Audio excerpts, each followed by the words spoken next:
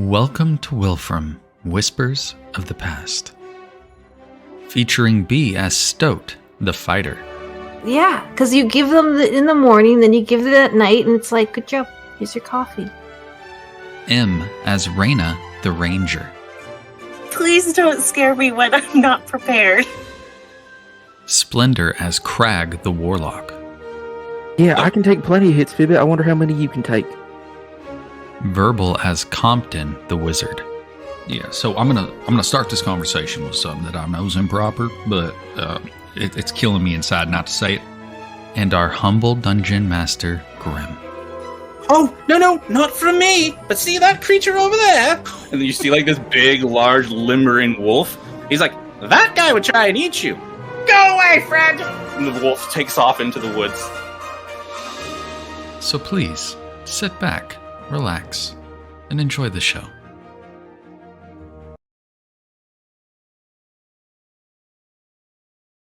All right, everybody. Welcome back to another week of D&D. Didn't point. No, didn't point. Didn't fucking point at all. No, I gotta learn. Hey, non-professional over here. All right. So welcome back, everybody. Crazy session last week, and we're just gonna keep moving on from here.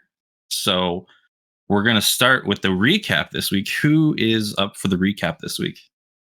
We have a Compton this week. I'm doing it. The recap. Yep. I'm pinch hitting this week.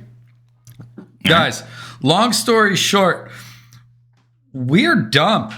I think that's the place that we start the recap, right? Okay, so we began the session with Nathaniel's homies showing up. Pardon the coughing, by the way, y'all, because like Compton, I'm also having throat trubs. Nathaniel's homies showed up. Two dudes. Fucking No, boys. that was the time before. We had already killed them. They were already dead at the beginning of last session. No, they weren't. Right? No. Because they died in the That was second last hallway. time? Okay. Girl, you want to get the recap? The fuck are you No, doing? clearly not. Okay, so I was digressed.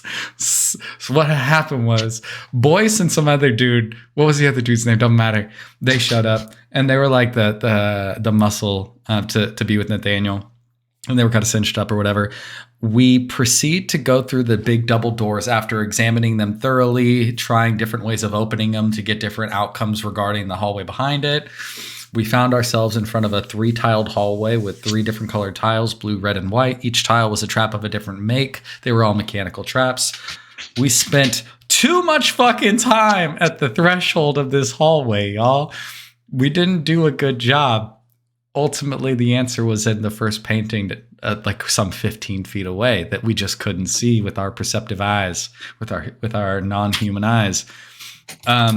Once Raina shot the painting, the whole hallway flipped upside down. We were able to walk through it unaccosted. We found ourselves at another door, which led to another hallway. This hallway was weird, as if everything was kept pristine through the use of magics. I don't remember who it was. Somebody tried to scuff the floor with maybe their boot or their weapon of some kind, and the floor healed itself. That was cool. As we progressed through the hallway, at intervals, there were images of different, what seemed to be historical acts, murals on the walls.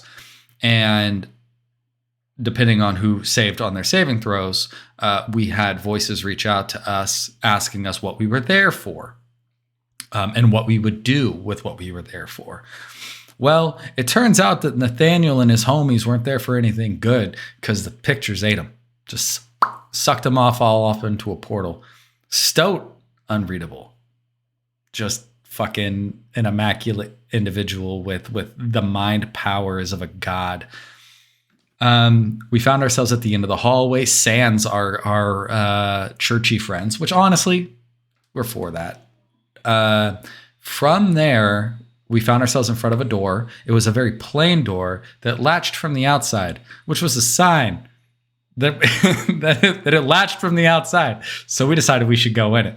We opened the door and we're met with magical darkness. The magical darkness was eschewed from us at 10-foot ranges based on our the proximity to us. Bunch of magic testing to try to figure this out. Nothing we could do. A voice reached out to us from the darkness, effectively said, yo, let's duke this out. And we were like, yo, let's not. Like, really, if we fight, it's because you've decided this fate. And it was like, well, I guess. And so we went into the room. A fight broke out. Lots of weird shadow magic-y cool stuff was happening. This thing was an Elder Shadow Drake, I think. Is that what it was? Is it something like that? There was magic pillars with runes around them. Compton did nerd shit and ran around and wrote math on the ground while everybody else was fighting. There was these black spiky things that ended up being over Stoat and Compton's heart at some point, so that when their friends hurt the dragon guy, it hurt us. Ultimately, we were victorious. An orb fell. We touched it, and then we were teleported in front of a devil. I'm going to call it a devil. It was a devil man named Yelindal, but we're going to call him Yolinda because that last L is silent and because it's our thing to do. And he offered us admission to the School of Infernal... There's words there. Prophets. Infernal Prophets. Yeah. And ultimately... it was up to us whether we wanted to. We had passed our tests, and he kind of broke down the four what I'm going to call the houses of this school and the types of magics and whatnot that you can learn from them. The group had a bunch of questions, and we got those all answered. And then ultimately, we all stood in front of our favorite house and decided to touch these tabards. Raina touched it. It was cool. No props. Crag touched it. It was cool. No props. Stoat touched it and melted down and started sobbing on the fucking floor. That was weird for Yolindal. When Yolindal was busy trying to see what was going on with Stoat, Compton touched his but started dumping magic into it, asking for the magic he didn't have, and it started to eat him. And it wrapped him up. And that's kind of where we left off. Did I leave anything out? Oh, Hoots, I guess, is still part of the party. Who's to say? He's having a good fucking time. Yeah. Hoots is present. Yeah. But that's last week, Is y'all. probably having the best time of any of us. That remains to be seen. I'm having a great time. I'm learning magic. Maybe. So, we begin our session at the beginning. Stoat and Raina are on the ground. Raina comforting Stoat as Yolindal looks at them, wondering what is going on. Crag touching the tabard, waiting for something, maybe anything, to start.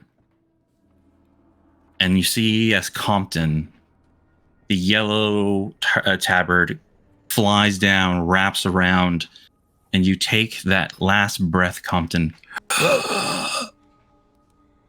And you feel your heart beat one last time as you fade into complete darkness. Before you, when you open your eyes, you're back in that very familiar place long ago. Almost seems like another life. You stand in a complete black void, and underneath of where you step, there's a little filament of water, almost like ripples just coming out from you. And you see that you are sitting in a chair. And across from you, a very shadowy figure, now more taking the form of what you once were. Compton-esque, the skin completely grayed out, monochromatic. That your hair, which usually flows in the wind, now is just flowing in a shadowy, like ichor, just almost as a constant breeze is blowing it around in a torrent.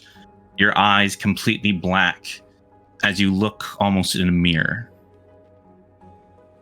Both of you standing in sitting in chairs, looking directly at one another.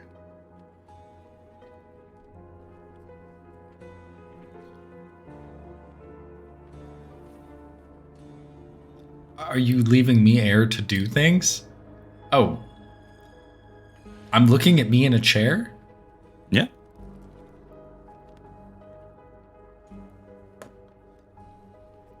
point of clarity, because I don't get it. I'm dumb. When you said like this is something I've experienced before, this is like my mind palace type deal. This was way back when the first time you died. Oh, cool. Don't like that. This is the exact scene when the first time you died, and it tried to whatever the figure was at that time tried to impose itself upon you. It's another one. Okay. It's the same one. Okay. Is it moving at all? He's gonna look. Does it make its own movements, or does it just sit stock still? As you're sitting there in confusion, contemplating what's going on, you see as the figure starts to move, crosses its leg over the other, and just kind of gets comfortable in the chair, hands crossed, almost anticipating a response from you. And it gives you just kind of a half-hearted smile. Fucking hate You this. say anything? Yeah, I guess I do. I think Compton's gonna instinctively like rub at his chest and his throat from like being strangled up in this tabard, and be like, all right then, I guess. Fuck, I take it I died.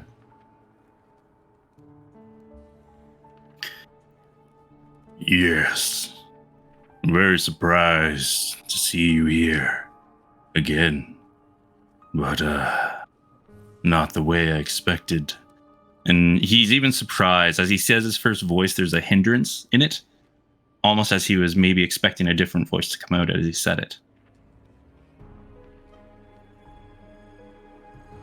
Well, seems I'm back to when we first met.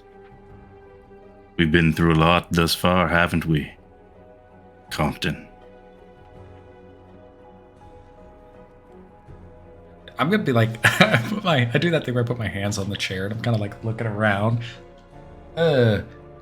Yeah, I guess that's true. So I'm just wondering, like, where's the exit? Because I think I'm supposed to be leaving. Well, you said you wish for more knowledge and you'd give anything for it. And well, I've been trying to get out for quite some time.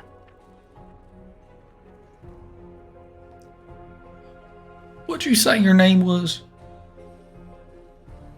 Let's see if you can understand it this time. And as it speaks up, you hear like almost like the white noise in a TV starts to go off as you see the lips moving. It's speaking to you, but you just can't comprehend the name that is coming out of its mouth. Just like, you're right.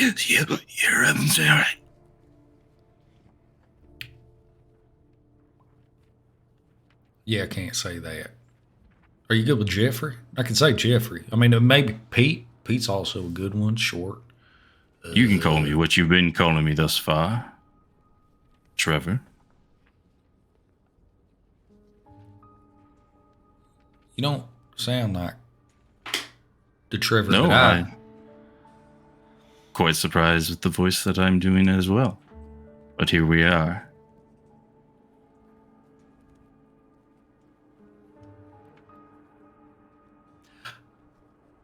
I'm okay. Trevor, look, man, okay, if I'd known this was you, it'd be a different conversation, but the way that you was talking made me think this was somebody else. So hold on.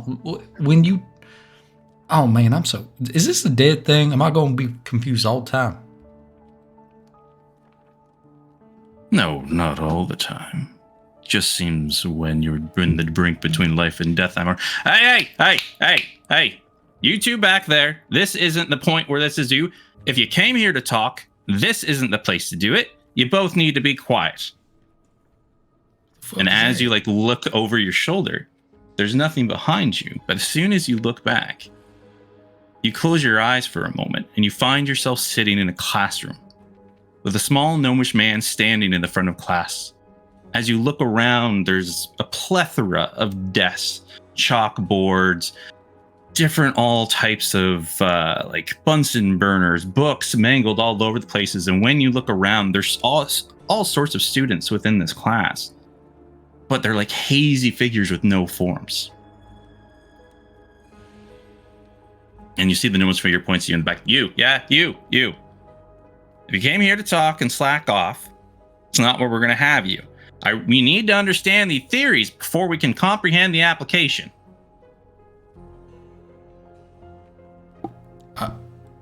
Okay, I'm sorry. I looked down. Do I have like notes and shit in front of me? Like, can I see my area? You see your spell book. Oh. Okay. All right, that's fine. And you see he floats upwards and he takes his pointer, like this long cane, and points it at the board. He's like, all right. So though many fear necromancy, it can be like any other schools of magic. The use of it can be used either for ill will or for aid, depending on the intent of the user. The major difference to comprehend to such magic like the major difference compared to such magic like illusion or transmutation is that it taps into the very essence of your being to wield it. He turns around, points directly at you. All right, young man, do you understand what that means? Have you been paying attention in Miss Kendall's class? And he looks at you expectantly. Yes. I'm taking notes, by the way. Like, as he's saying that, I'm just like writing this shit down. And as that is happening, everybody else in the open, you see Compton wrapped in this tabard, almost like a mummy, just the two ends of the tabard completely tightened up. But you now see his spellbook is up in the air, and the quill is writing.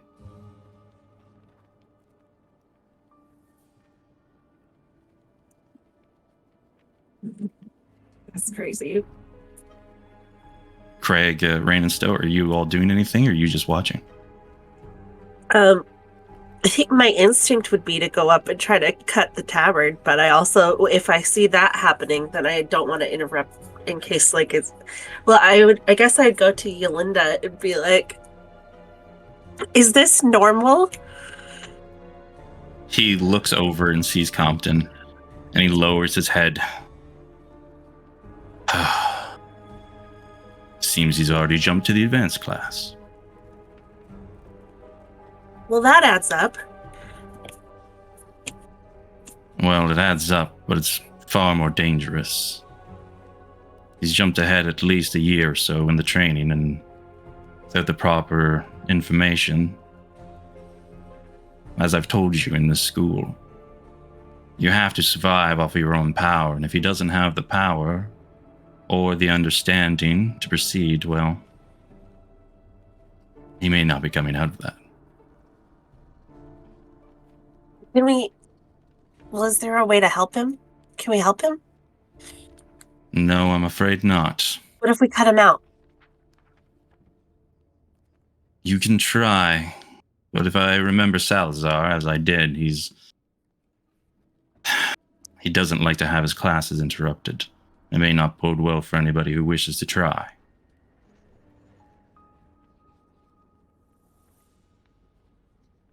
As they are having this discussion, can I go over to Compton and put my hand like where his chest should be and just feel? Can I feel him breathing? So you're touching the tabard? Yes, regrettably. Okay. So as soon as you touch, you don't feel anything, but as you touch, you start to see your hand wither. The skin starts to almost like suck to the bones, and you start to feel as like the life is being pulled out of you directly into the tabard. Okay, I think that his first reaction is panic, and panic means magic.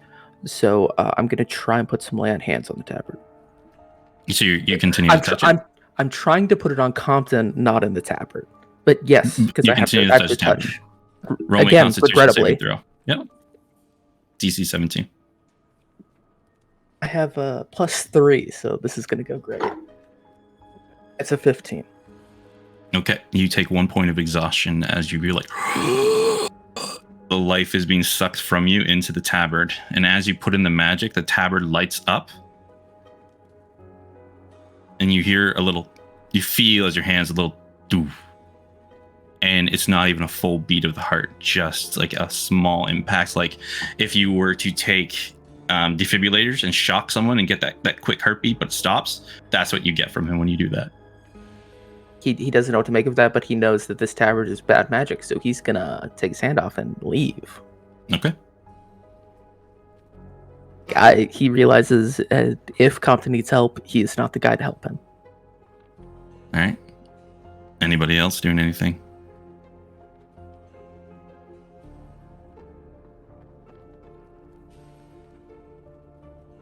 Still would probably pick herself up off the floor. She's shaking and she's just been through whatever it was that she was through. And I apologize for the person upstairs right now. Okay. She has a dagger that she pulls from her boot. She scrunches over and will try to rip the tabard open with the dagger. Are you touching the tabard yourself or just trying to poke it with the dagger? Just trying to slice it with the dagger. Yeah, as you stab into like the tabard and pull it back, you feel like you're making full pressure, and as you rip it back, there is no tear within the fabric. Yolindel looks at all of you. I'm afraid right now it's in his hands. Maybe once the magic has completed, we can try and help him, but for now, I think this is his trial.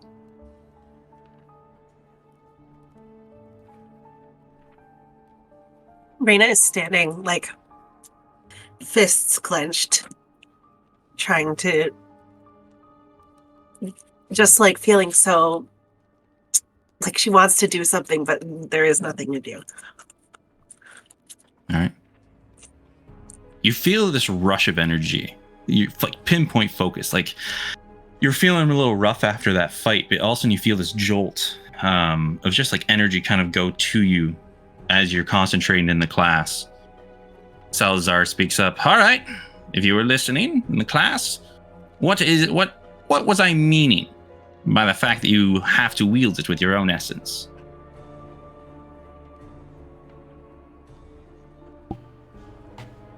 Is Trevor sitting next to me, or is it just me alone? Roll me a perception check.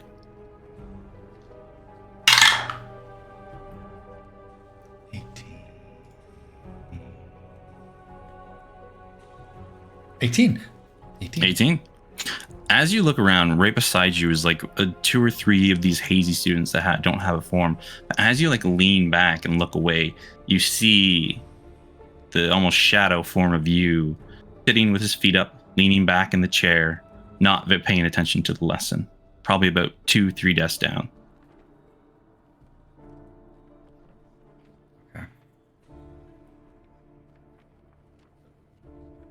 Okay, so looking over there and I see that, and I look around, it doesn't look like anybody else is answering this question. Is the professor like looking at me asking this question? He's looking directly at you. Oh, fuck, okay. Well, I mean, I guess they I don't remember my notes from the other class, but maybe it means you got to give a bit of yourself to get it. Maybe. Correct. Good job. This is probably why you got into the advanced class. All right. Oh, this is the advanced. Okay. Writes advanced class in his notebook, underlines it a couple times. Those who delve using their power alone for the school of necromancy usually must find a conduit to extract the essence of life from, lest they consume themselves fully while using the magic. He points at a drawn image of an entity with completely sunken in features and hollowed out eyes, almost skeleton-like body and mass, but the skin pulled tight, reminiscent of a tan stretched leather. You see many of the hazy visages around the room, and as he points at the visage of the person that's so sunken, the features just completely deformed, many of these hazy figures start to stand up and walk out of the classroom.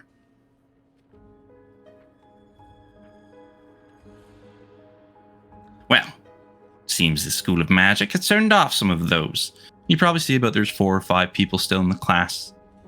And you see Trevor seeming uninterested, just hanging out on a desk 2 or 3 down, seeming to heed you no mind, if even noticing you at all.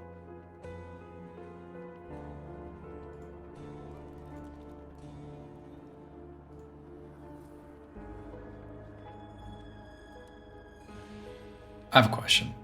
Yeah. Does this look like our our dwarf friend, the image on the board, does it remind me of the? Oh, cool. Very much so. Cool. Right. I have a question, Professor, or sir, or I don't know. What do you want me to call you? You can call me Mr. Salazar. Mr. Wait, like from the painting? Yes, you've probably seen my portraits hanging within class. I am one of the headmasters, of course. Oh, shit. All right. Okay, Mr. Salazar, I was just wondering. So, like, if you find a conduit of sorts, then you don't have to look like a skeletal man. Yes, and that's a part of today's lesson. Okay, cool. Any other questions before I continue, young man? Well, yeah. So I had once seen a man that kind of looked like the figure that you got drawn on the board, and I just assumed that means he wasn't doing it the right way. Is that true? Yes, he probably tried to do it by his own willpower without with the accurate conduits, nor the sacrifices needed. And he drained his own life force performing the rituals. Yeah, we don't want to do that. Okay. Well, if that's all, and he takes it whoosh, as he slams again on the board. All right, for those of you who are still here, we will now perform a ritual to tap into the energy pool that will allow you to meddle with the powers of life and death without killing yourselves in turn. But I will warn you, since you all decided to skip ahead in the classes and take the advanced classes in your first year, well, you don't have the proper training, so sacrifices will have to be made. What will have to be depends on how well the ritual goes and how adept you are within the arcane arts. Looks at everybody.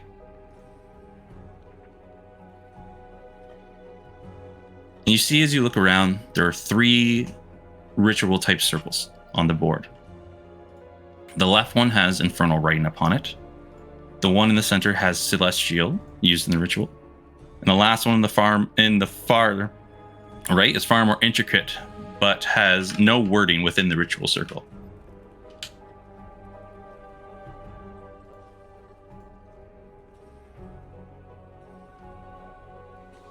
He taps the one on the far left. This one here will be tapping into the essence of those who are trapped within the realm of descent. Those who have made pacts with demons or devils or other worldly entities. You will be calling upon parts of the tortured souls that still linger within this realm and can be drawn from if you can make a connection to the realm of descent. Taps at the middle one. This one here taps into powerful entities who have helped shape Valencia. They call themselves gods. For our purposes and our understanding, we will call them elevated beings with tremendous power, of course. The beings known as Taldric Casmore, Elenia, and Fartis. They all maintain and are part of the cycle of life within Valencia. You will have to steal a sliver of their power to help maintain the essence of your own.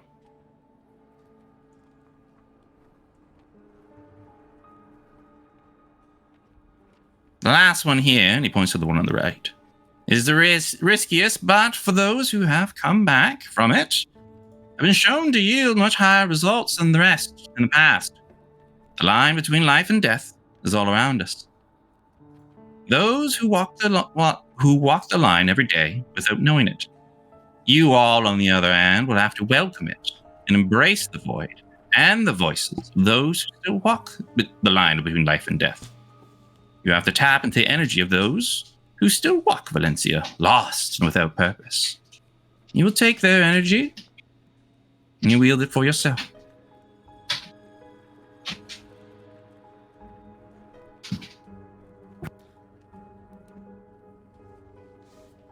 Compton's taking notes ferociously.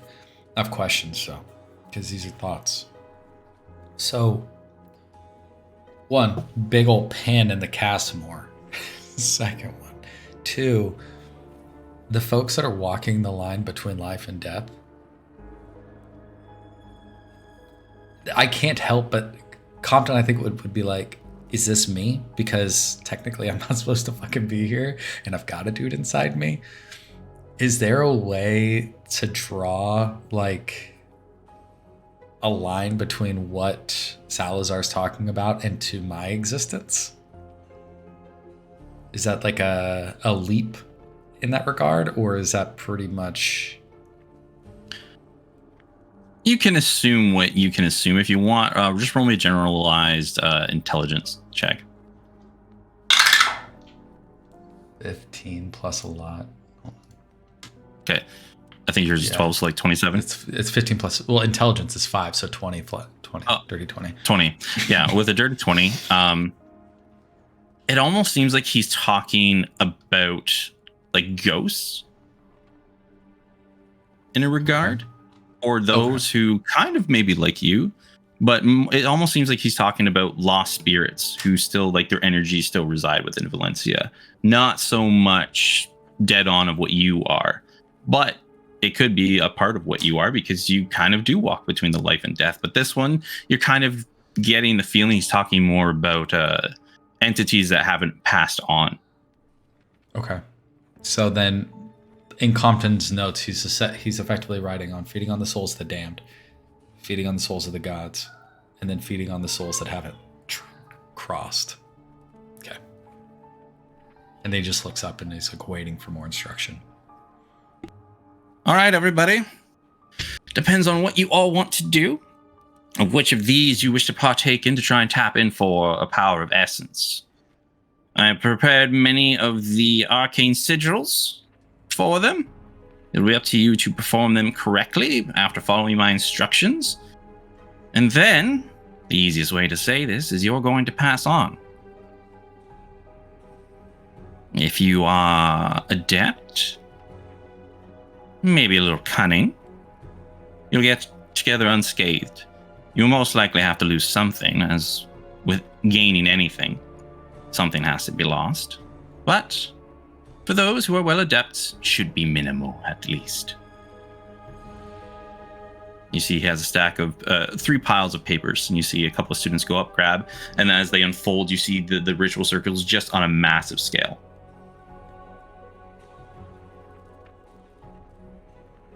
I mean, Compton's going to do whatever he's supposed to. So if he sees other people doing that, he's going to get up and go get in line to then also... Which one are you grabbing?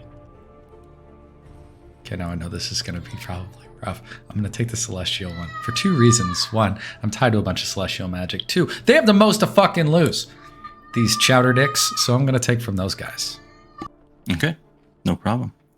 You grab the second one. You lay it on the ground, and as everybody goes through, Salazar goes through each ritual step by step for them all of how to perform them. You have to cut open the palm of your hand, you take the blood, and then he requires that you write symbols on different parts of your body. One on your head, one on your 2 shoulder blades, one on your heart, one on your stomach, legs, everything like that. Like that way, your entire body will pass on through the ritual. You'll be in full contact. He goes through by step by step. Did you perform the ritual? To clarify, did you ask, do I? Yep. Well, yeah, because I don't want to be here anymore. Like, I want to learn, but I don't want to be dead. So, yes. Roll me Arcana check, DC 15. DC 15 Arcana. 19 plus 12. So, success. Yeah, success. You perform 20, the ritual. 21. No, yep. More than that. You perform the ritual, and as the light like erupts around you, you all of a sudden feel and you see your body hit the ground. Your spirit now hovering there over your body, and all of a sudden you were shunted far away. You see these 2 towers, one high up above, one below, one of utter darkness, one of pure light, and you see these beings being pulled in opposite directions. The ones are going towards the light. You see ones are going down, and they seem to be being almost sorted. You see many of these just shady, just hazy beings that have no corporeal form. They seem to not notice you at all, but they're just being pulled in different directions. One towards the Tower of Light, and the one towards the bottom, you feel like you want to make a decision, but you feel that coldness in the back of your spine as you're pulled downwards.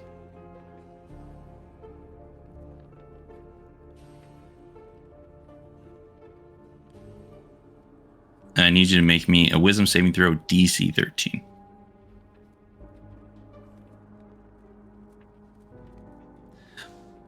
I have so many fucking questions. I don't feel like they're. You can ask him. Do I get the sensation that down is the material plane and up is to the next place, or do I feel like down is like the hells? You neither went to the Tower of Darkness nor the Tower of Light. I went You were just shunted down. away from both. Yeah. Oh, cool. We love to see it. Okay, so 13. Wisdom saving throw. It's a flat 0 now, guys. It's a flat 0. And an 11 won't do it. Fuck. You try and like focus and concentrate and keep your sanity as all of a sudden these like bombardment of energy, light, voices, screams, just pictures. You see once again the features of those like faceless entities all around you going on. You feel as like things are crawling all over you, pulling down. You see this picture of a man just like being ripped apart, being eaten by these faceless creatures, just tied to like a giant stone. You see darkness, spires, cracks everywhere. You can't seem to comprehend. Keep your mind as you're going like insane. And then you hear just one very calm voice. Seems you wish to meddle between life and death. Many mortals have tried. Many mortals have lost the way. Depending on what you're willing to give, I'll allow you a portion of the power that me and my children control. And right now you're just like on the ground, like you're almost like you've seen a person in a insane asylum. You're just rocking back and forth, trying to keep your mind, because even though the voice, like there's that certain moment of clarity where you hear that voice, at the same time those millions of voices are rushing through your brain, just imagery just going crazy.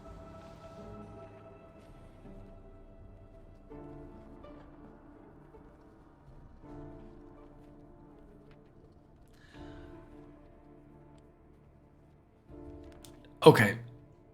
Yep. Is this a material thing that I'm being asked for? Is this a metaphysical thing that I'm being asked for? Like, you feel where you put all of the symbols, you feel the burning. Oh, I can give one of them up. Cool.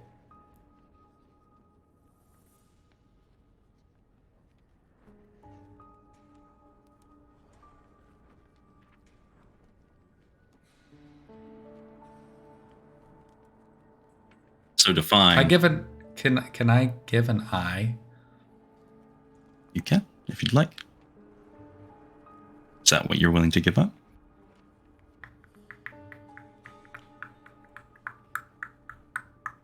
Yeah. I mean, look. Eye patches are cool. Snake had an eye patch. I'm gonna go with an eye. I'm gonna go with an eye. Roll me a persuasion check, DC 15. A persuasion check? Yep.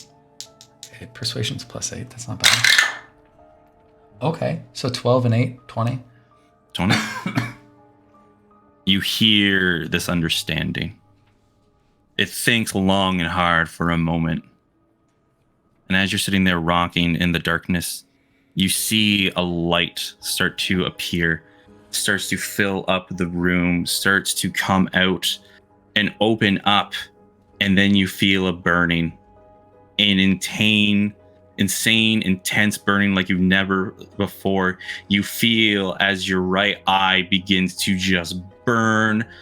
If you could imagine what the sun feels like, you look up and you see the light and you just feel the shearing pain in your right eye And then all of a sudden the voices concentrate and just start screaming at you. And all of a sudden you wake up and you're back home, just outside of Stillwater, laying in one of the open fields during the springtime, where all of the grass, the small little white flowers that bloom around that time are all around you. You're laying there, and as soon as you reach out and touch the grass and run your hand through, they start to wither and die as it slowly expands out in a radius around you. And you start to see the plant, the life force being sucked, and you start to feel whole once again. And everybody else, you see as the tabard starts to unwrap slowly.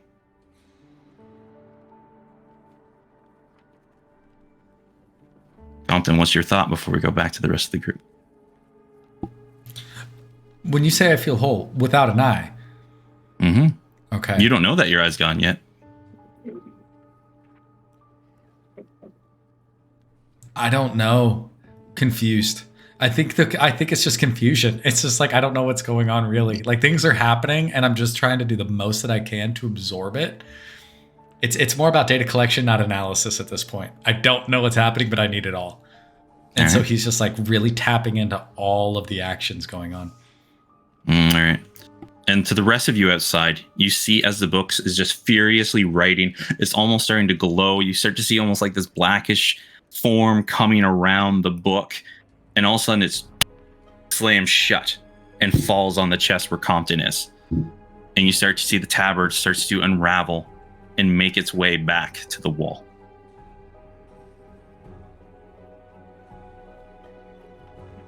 I think that Raina would be there before it's totally unraveled. Like as soon as the book slammed shut, and she would try to be unwrapping it faster. All right. You grab it, start to unwrap it. Whatever effect that affected Craig during whatever was happening, you grab it with your hands and you don't see that withering start to happen. You start to unscrabble it. And as you do, you see Compton there with his eyes open, his one eye completely black for a moment. And the color comes back to normal. But where the blackness was on the right eye, it disappears. Almost like a fog dissipating. And you see nothing but an open eye socket. And you see little veins where around the eyes, just little blackness. It's kind of peeking out a little bit from every corner of it. Almost like veins. Is Compton awake at this point? Do you touch him? Yeah. And with that, Compton, you wake up. I think you'd wake up and Raina's hands are like on your face. What happened? I didn't fall asleep. I don't know. What happened? I touched my eye. Is it gone? Is it gone? Yeah. No, it's okay. I can't. Oh shit. Oh fuck. Oh. Oh, this is no. I don't.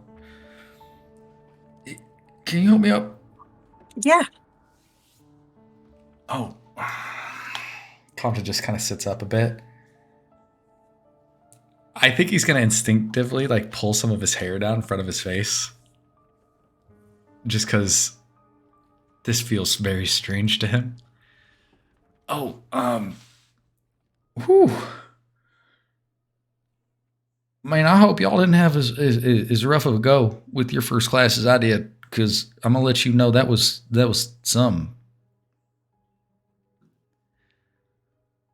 What happened? What happened to your eye? Oh, yeah. Some of these things, they've got a cost associated to them. And look, I don't 100% know what happened to my eye right now. And to be honest with you, it's freaking me out a little bit. I'm just trying to make do. I think they took it. Someone took it? Who took it? Yeah, Mr. Salazar, probably wasn't him, actually. It's probably somebody else. Look, we was doing some magic, and he taught me a ritual, and part of it was, a cost. I think I fucked up somewhere along the way. It's really my fault. Professor Salazar, he knows what he's doing. Maybe. It's fine. It's fine. I'm sure it's gonna be okay. It's just an eye. I got another one. It wasn't even my good one. I think that so underneath my armor, I have like a wrap belt around my waist that I would try to pull out to help wrap up Compton's head if he wants it.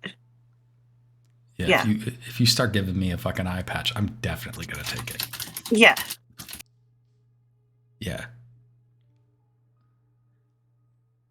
Does it look bad? No. You're fine. No, I know, but like, am I like disfigured now, like all hideous and whatnot? I don't think that you could be. Smirks. Yeah. Just a little happy about that. Okay. Oh my God. You know what though? At least it don't hurt. Well, that's good. It looks like it hurts. Oh, so it looked bad. No, I'm just saying, like, I think if anybody lost a piece of their body, it would look like it hurt, right? You want to know the fucked up bit of it is that it done felt like they wanted me to choose. And I thought about giving it a hand, but then I was like, I kind of like my hands. Yeah, you need those. I do things with them, right? But my eye, I got two, like I could still see. I can't be losing no more eyes, though. Yeah, it's not going to help you be more perceptive. Look, I gave up on that cause a long time ago, so I figured, it's fine. It's fine.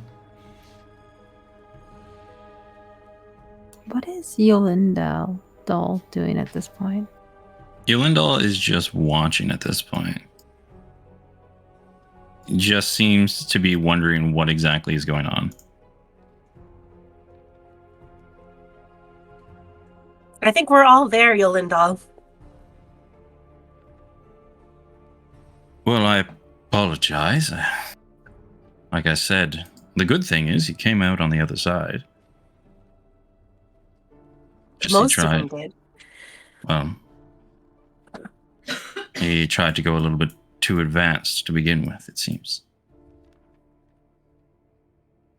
I mean, look, at the end of the day, I feel like I got something out of it, though. Right at the end of that vision there, right before I done woke up here, I found myself, I was outside Stillwater, and I was laying on the ground, and when I went and touched the grass, I don't know what had happened, right? But, like, I sucked all the life out of the grass around me, and then it made me feel better. Okay. I mean, that's something. I mean, look, I get hit a lot, right? So, like, anything that's going to let me feel better, I guess, is probably a bonus. Yeah. I'm going to divert my gaze quickly from, like, Reyna to Crag. Crag has been hovering like right by the two of them with like his hands in his pockets because Reyna has this thoroughly handled. He can't do anything else here. Speaking of his hands though, Grim. Yeah. How's my hand looking? Still shitty and withered? After a while, it's like started to come back. Plumped back up. Excellent. Still exhausted though. You still have 1 point of exhaustion. Yeah. Good. So Crag looks more beat than last you saw him, and he's very much third wheeling it in this little scene that you two have going on. For that. Yeah, no. So like, it wasn't all loss, right? I mean, okay, the eye thing's kind of shitty, but if you think about it, I learned something. I gotta have to dig into that. But also, funny story, Castmore's name came up again in relation to like the gods. So like, maybe we need to be looking into this more. Oh shit! Also, I figured out that the you know the fucked up dwarf man. Yeah. Yeah, he was fucking with the bad necromancy without a conduit. That's why he looked like that. I learned a bunch. Actually, now that I think about it, positive output. For an eye, lots of information. Worth it. Maybe. I don't know. I do think you're the only one that can make that decision. Yeah. On I account of wouldn't it be being making a your eye. habit. No, clearly not. I mean, I only got one more eye to give and I don't want to. I wonder if they'll take teeth though, because you don't need all. There's so many of them. I think they'd have to take most of your teeth to equal an eye, maybe all. What about my fingernails? They grow back. I don't think they'd want them on account of them growing back. Fuck. You do like a foot. No, because then I'd be hobbling. Don't want to hobble. Look, Get you a foot. Yeah, I'd be. Yeah, like a peg How leg. about we don't trade any more body parts? All I'm saying is now you don't got an excuse not to cut your arm off because I done give out an eye. Okay, I think that's my choice, and I don't want to give away an eye or my arm. Ms. Rain, I'm just fucking with you. It was just making light of the situation because honestly, I miss my eye. It's fine. But think about it this way: if my vision starts going bad, I only got to get like a monocle. That's got to be cheaper than a full set of spectacles, right? It's got to be at least half as cheap, I'd think. That's what I'm thinking too. Okay. Yeah. Okay. It's still okay. So she was. Something happened with her tabard situation as well. Stoat is she still has her dagger out and she's sort of trying to keep a close eye on Yolindal. But also like looking back at Compton. And trying to protect him. Yeah. Yolindal just seems to be waiting patiently for you all talking. Generally just maybe has seen this a couple of times before and just waiting to see how you're all reacting at this point. I think Compton's going to go to stand up. Did I get hit points back from that, by the way? No. So that you got whatever Craig gave you. So that you have one. Oh, yeah, I got one hit point? Okay, cool. Yeah. Okay, and then if Compton is still, because like I forgot to ask this before we started doing this. How does Compton look? Dude, Compton's fucking rough, dude. He's like under half HP. Yeah.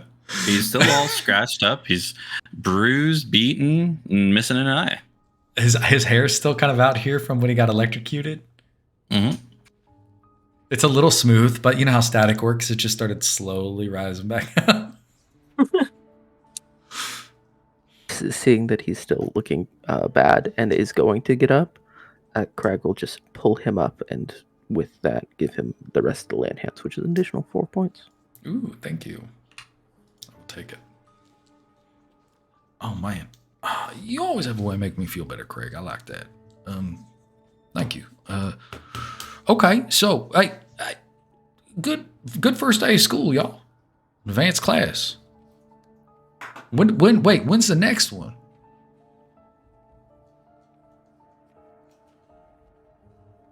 Did you look over, Yolindal? Well, the next courses would most likely be, well, looks at the rest of you. Well, your first courses would be once you find one of the main wings of the school. I believe in your studies you all would have found a map, correct? Unless, of course, you all weren't looking around. We found a map in the desk. Ah, yes. Well, and you see he waves his hand, and between all the tabards, this little archway door appears. A very nice wooden door, kind of varnished veneer with almost like a silver handle on the doorknob.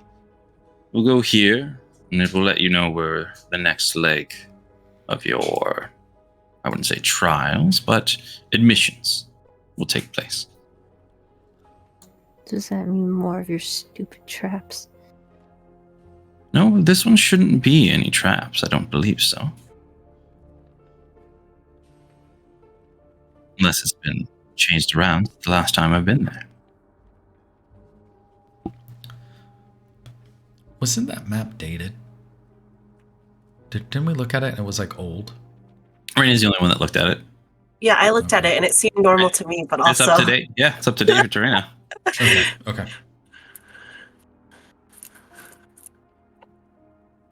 Okay. Well, I guess if that's everything then. Hey, so if we open this book back up, do we come straight to you or do we got to go through all that mess again? Oh, no. Once you leave this book, I don't believe we'll see each other again.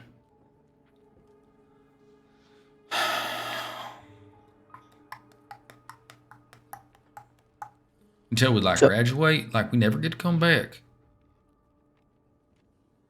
Well, until you get full access to the school. Okay. Sorry, Craig, what were you going to say? So, okay, I'm a little confused.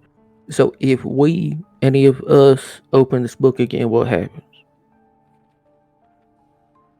Does anything happen? I will apologize.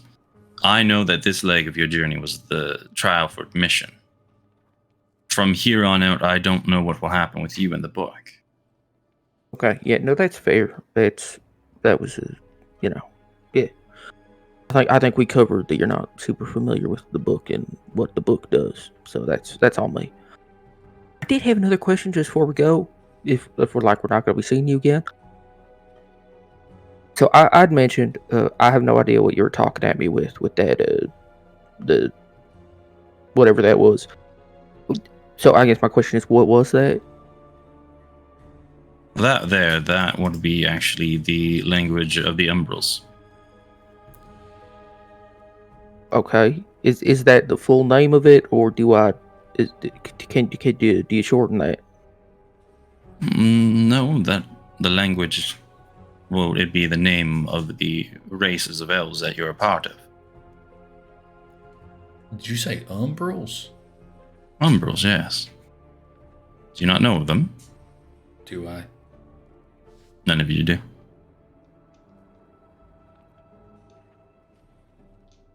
Huh. So, if a fella was wanting to learn how to speak that in your time, could he just go to a library and learn that, or? Well, normally, those who learn, they could try and learn it from the books, or they would be taught themselves from Mistress Searier. Is she available? Well, once you go into one of the classes, she should be your teaching instructor, I believe. Okay, cool. Then I'm not worried about it then. Cross that bridge when I get to.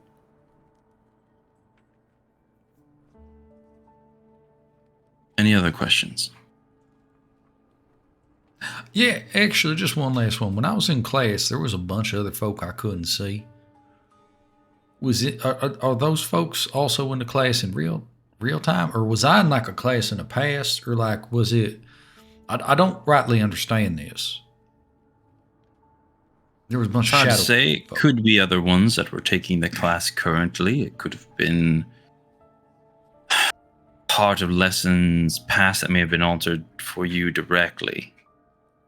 Usually with it, the year ones have their own classes.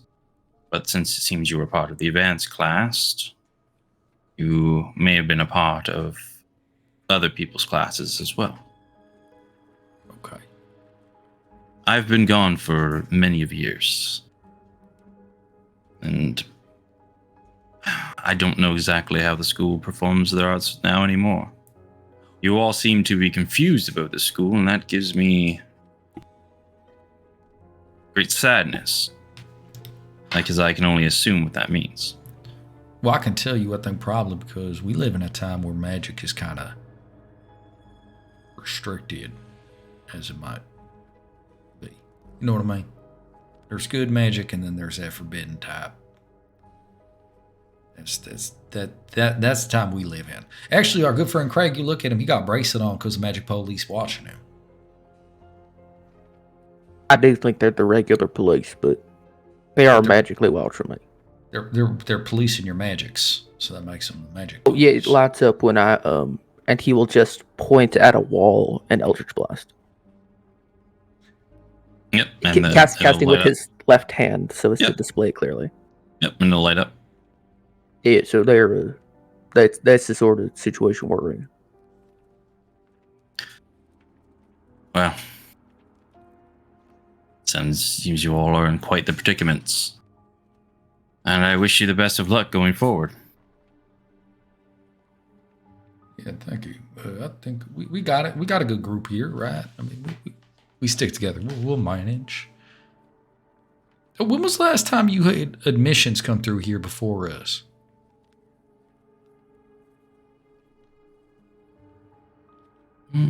Probably the last person I had was about 200 years ago. Are you the only admissions? Yes, Or- as far as I know. Okay. Like I've said, the time it's been and the way you've all been talking has been making me have some realizations.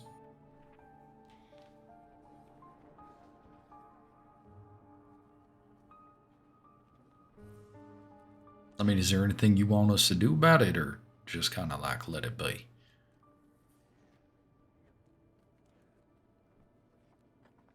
Sounds like you're all going to be trying to locate the main campus of the school. Once you're there, if you could all remind them of me and either end my servitude and my contract or find a way to come back and release me, that would be much appreciated. So it's a service binding to the book. To this, yes. To this task. Now, I know you wouldn't tell me if I ask you, but I'm going to ask you anyways, because maybe you would. If we did find a way to let you go, you going to kill us? Or is it going to be like one of them you owe us deals? If a part of my freedom will be a contract that I will be of some sort of service, then we would negotiate, of course. But if you are just doing it out of the kindness, I would do you a favor in kind. Okay, but not I have kill no us. ill will. I have no ill will towards you. You neither put me in this place, nor are you treating me with disrespect. Okay. All right. Is there another name we need to use, or is Yelindel enough? Yulindal is enough. Okay. I would hope they remember me. If not, then they may in fact have problems. Okay. Yeah. Sounds good. Okay. Compton's gonna look to the rest of everybody. I think he's been like steadily just like doing that, edging towards the door. He hasn't made like huge progress, but he's definitely like angling himself towards this door to leave. It's like, y'all ready to go, or you got other questions, or?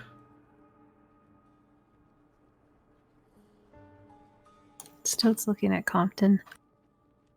Are you does magic usually cost you that sort of thing? She gestures vaguely to your face.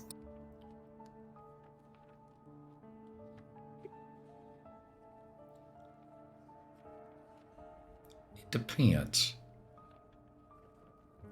I'd say the stuff that I do on the day-to-day, no. Right? But, sometimes, I guess. Obviously.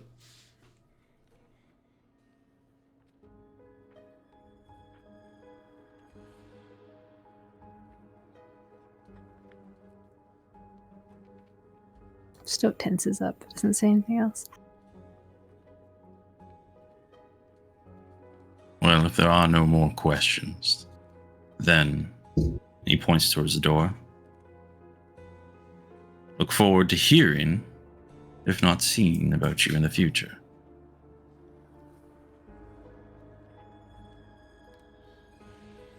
Okay, all right. Okay, cool. Nice meeting you, Mr. Lindell. Okay. And Compton's just going to start heading to the door.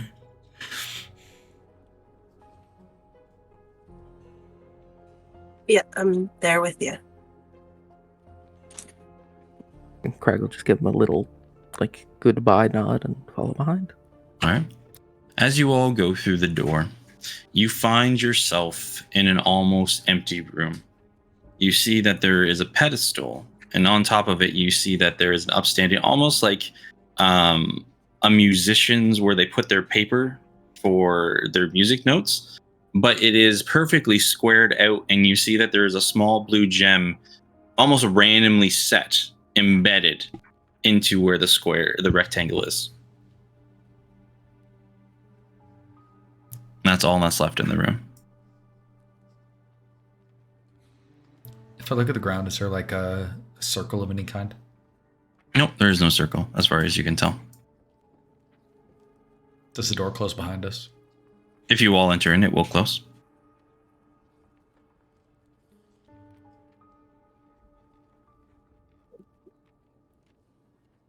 Compton just like rocks up on his toes and back on his heels and on his toes and on his heels. Like, obviously there's a lot to talk about, but maybe we can just go and then figure that out when we're not Yeah, it here. would be great to get out of here. Okay. There is one thing Huh?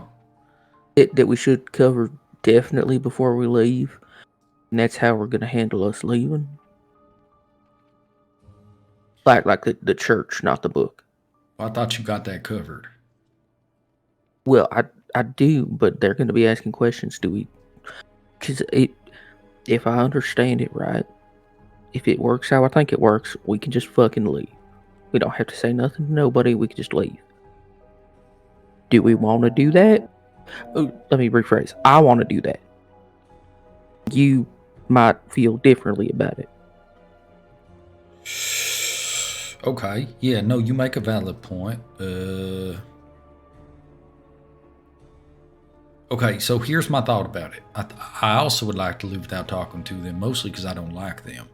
But generally speaking, if you don't provide any information, folks just go with the most negative information, right? That's kind of like the school of thought. If we are to believe Yolanda inside, they're not going to remember nothing. The folk that had come in that had now gone out. Yeah. Right. But Joyce, is that her name? Joyce? Is her name Joyce? Yeah. Okay, Yeah. Joyce out there, she gonna remember that she sent them in. And she gonna remember that we went in there to find Petrus. And that Petrus didn't come out. They're gonna want to know. And so if we don't tell them nothing, they're gonna assume some funky shit. Right? Well, I guess then, do we want to do this giving them the least possible then? Yeah, I 'Cause think we can swing that. Yeah, I think the best way to go about it is to provide enough information to adequately answer the questions, but without giving them anything extra. Okay, so Petrus? Dead. Gone. Dead. Okay, sure. Dead. Dead. Not in the book. Unable to be found. Gone. Yeah, absolutely. And if they ask us how we know, there was an explosion. Well, so what I think we can say for that is that we heard it from a reliable source. We don't have to tell them about Yolanda. We can just say we heard from a fellow that knows better. The book told us. The book told us. There. Hell yeah. I like that. Okay, so Petrus dead. Book told us so. Your boy's not good enough. The book told us. Yep. There for the wrong reasons, the book says. Yes. What was in the book? You're not allowed to know. The book told us. Yep. Because the book decided that And your I'd people say- sucked. Don't give up any information that they're not asking about directly. No, we're just trying to cover the questions that they're definitely They gonna might ask. ask, yeah. Yeah. Okay, so Okay. if they ask If us what Petrus was in dead- the book. Yep. Petrus ahead. dead. Book told us. Your boy's not good enough. Book told us. What's in the book? The whole heaping helping an onion.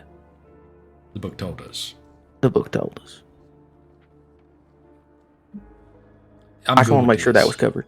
No, I think that's good. Now the question is which one of us wants to give that? Because I'll do it, but I also know that they rile me up a bit. I can do it. Okay. Yeah, you're the one who made the deal anyway, so. Well, I also feel like I give off a sensation of being dumb enough that like they might think I genuinely don't know more. Okay. And you're also a little bit scary. That helps too. Yeah. Not to make your teddy I mean, bear, I so that's guess. good. I don't know.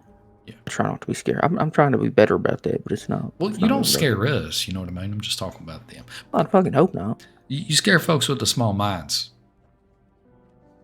Stoat, are you doing anything in this room? No, just staying close on guard.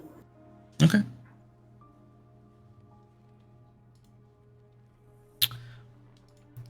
Once we do that, Compton will approach the pedestal Mm-hmm.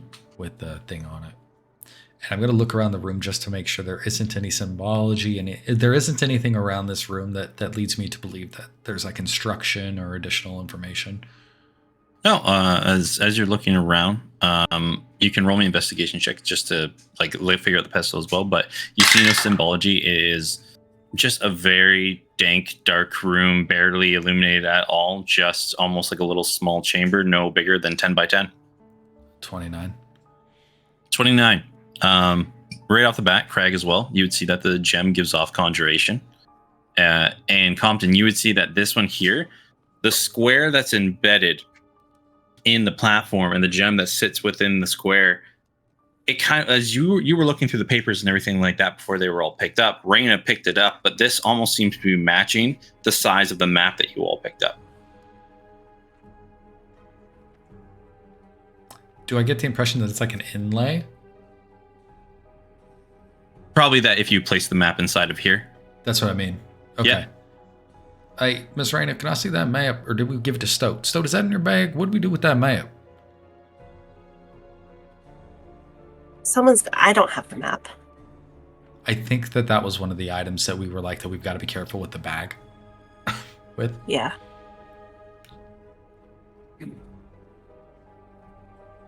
I don't remember that going in the bag, guys. We have it. So it's either Yeah, Compton you already have it. has it or you have it. It don't matter. I'll take it. Compton pulls it out. Boop. And I'm going to unfurl it and then kind of hold it up. Yep. Does the map have orientation? Like, is there a compass rose on it or anything? With your very high investigation check, you see that there is a little red splotch mark on the one corner of the map, and then on the corner of the inlay, you always see where there's another little splotch mark. Okay. Compton is going to look around at his friends, but then tentatively like place this map into this area, this hollow. Does anything happen? If no one stops you, does anybody else do anything, or just letting Compton do it? Crag is going to step closer because he doesn't know what this is. He does notice bringing magic, so just in case it's an AoE bringing magic, he wants to be with Compton. Okay. So, Rhea? Raina will step forward and put her hand on Compton's shoulder as he's going, and I'll cast resistance just in case. Okay. And so you're just sticking close to Compton, right? Mm-hmm. Bag her out. So as you place the map on, as you push it in, it pushes over the gem, but the gem starts to heat up and burns a hole in the map where the gem was, almost like marking a location on a map. And as you push it in through, the gem now appears where it is, as a hole has been made within the map, and the gem lights up, and you start to see scrolling of letters and words all starting to scroll all in the room, everywhere around you, as a giant blue flash of light appears. Everybody make me a Constitution saving throw. I'm so excited for whatever just fucking happened to Compton, you can add a us. D4.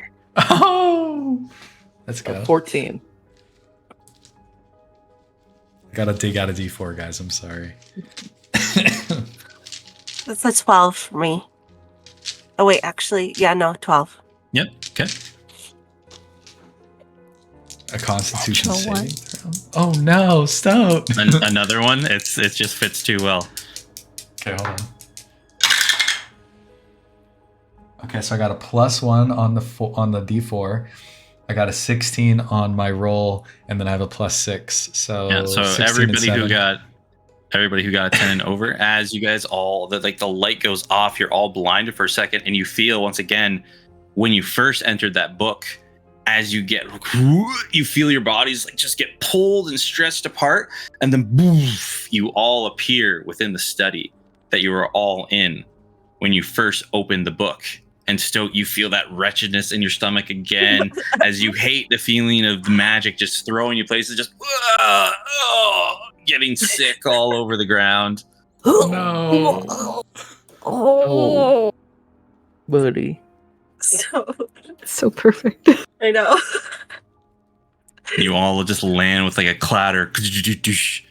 All 4 of you within the study you once were in. Compton's gonna immediately like put his hand on Stoat's back and just be like, "Oh no, just don't fight it. Just let it go. Just let it go." Oh, it's in your hair. It's all right. I'm gonna clean that. Oh, Just give me 1 sec, guys. I gotta turn something off. does it get any better? Yeah, Or is it always like this? I think it's just a you thing right now, kid. We're gonna figure it out though. It's okay. You want some water? Yeah. Okay. Compton will you'll notice Compton doesn't ever drink his fucking water, so it's just like probably stale. It's like you the find- same water. As soon as you all hear the clattering, split second, you're all worried about Stoat. You're all doing anybody doing anything else within, let's say, the next 40 seconds. I'm gonna look around. Okay. This place had magics on it before. Does it still have them? Or is the shit that left still gone? The book magic is gone. You see, except for that when you look just like before on there, it radiates illusion and transmutation. But there are 2 different things when you look directly at it. The giant gem that was there on the front is now gone. There are now 4 gems of the different colors. You have the blue gem, the green gem, the black gem, and the red gem. Oh, so excited. And then a pure white gem in the middle. And you see that before the book had no latch, there is a latch keeping the book sealed shut.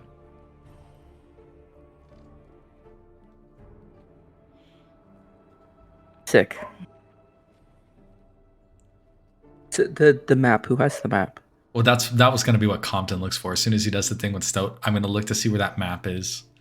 You have the map in your hands.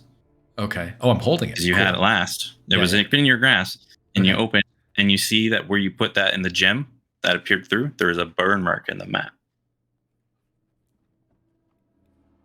Before I hide this away, because we definitely need to hide this away.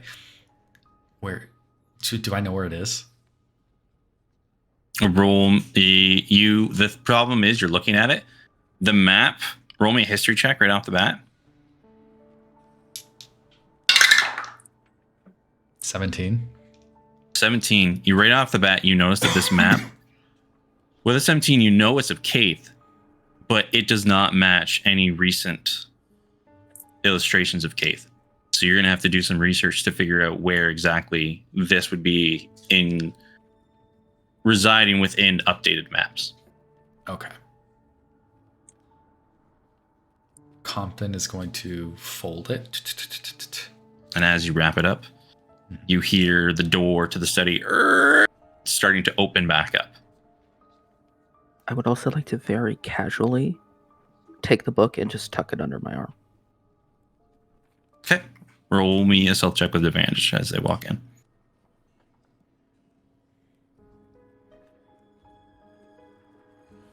With advantage, that's a 17. With a 17. Yep. You tuck it up in. And you see Joyce once again walking through the door. Well, hello everyone. I've had some reports of what's been going on. Seems there's been some issues within the book, and some of my associates who were sent in to help you have not been able to remember their time within the book. How about all of you? Yeah, I remember most of it. And of our associate Petrus, He any information on him? He has a past, unfortunately. Sent to a place so as to be unrecoverable. Wow.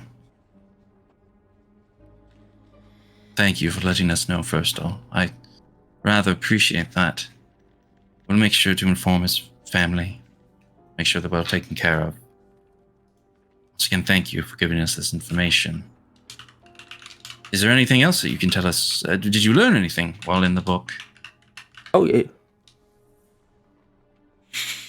Anything you wish to do? I can make tea. We can grab some food. We could all just, if you'd like, we can all sit down, and any information you could share can help us move forward. If you wish to continue giving us access to the book.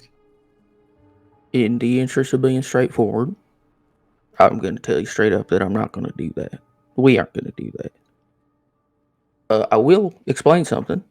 Your fellas, what got sent back, can't remember nothing. The book decided that their goals were not noble. It's disappointing to hear. Seems I must have chosen the wrong individuals to follow after you, and I'm sorry for that.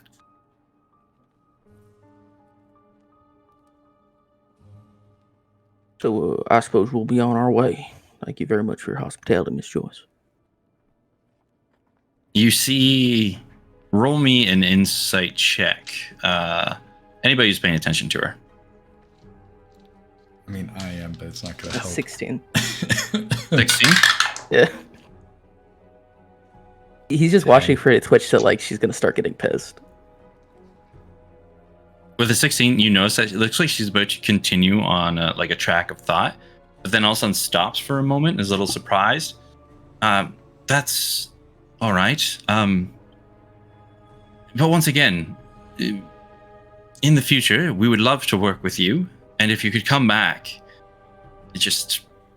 we could work hard, try to unlock more of these secrets, and any assistance that we can give. Lady Silver Hyoin has informed us any and all aid we can give, it is at your disposal to try and unlock the secrets of this book. And you pass our thanks on to Lady Silverhorn for that kindness. If we decide that is in our best interest, we will come back. All right. Well, we had an agreement, and it will be held, of course. Love a good deal. Do you have the time, by the way? At this point here, it would be very early morning. No later than about 6 a.m. The next day, we missed dinner. We did miss dinner. He's going to be upset. It'll be fine. We can catch breakfast, though, because I'm hungry. We're going to go get breakfast. Again, it was a pleasure meeting you, Miss Joyce. We'll be on our way. Well, again, the offer still stands at any time. I'm sure. Enjoy your time within Shaw Garden, and I hope in the future we can all work together. I'm sure you do. Sorry about your friend Petrus, by the way. No problem. Raina, Stoat, what are you both doing at this time? Stoat's probably gathering her stuff on the ground. Your throw up. Yeah, she's just like feeling queasy. Had that weird vision. Compton's been compromised and things are not. She's tired of magic. It's quite all right, dear. We will take care of the cleanup. It's the least we can do for you, letting us know about Petrus.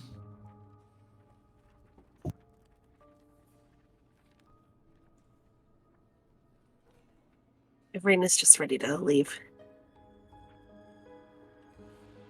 Do you got to show us out, or can we find our way?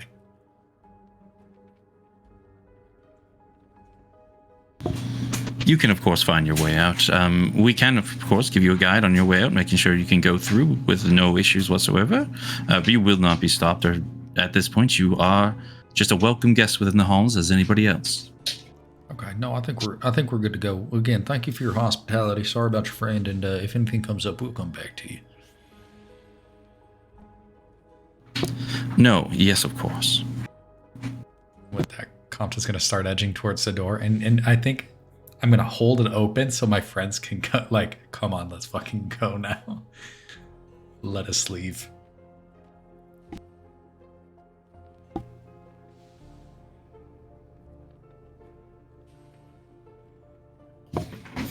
Craig is absolutely leading the way out. All right, and as you all leave, Raina, because you have such a high passive perception, you see outside the door, there's Boyce and Nathaniel. The thing that catches your eye is Nathaniel still is holding in his grasp, kind of holding tightly to him, the book that he had with all of you within the dungeon. Oh.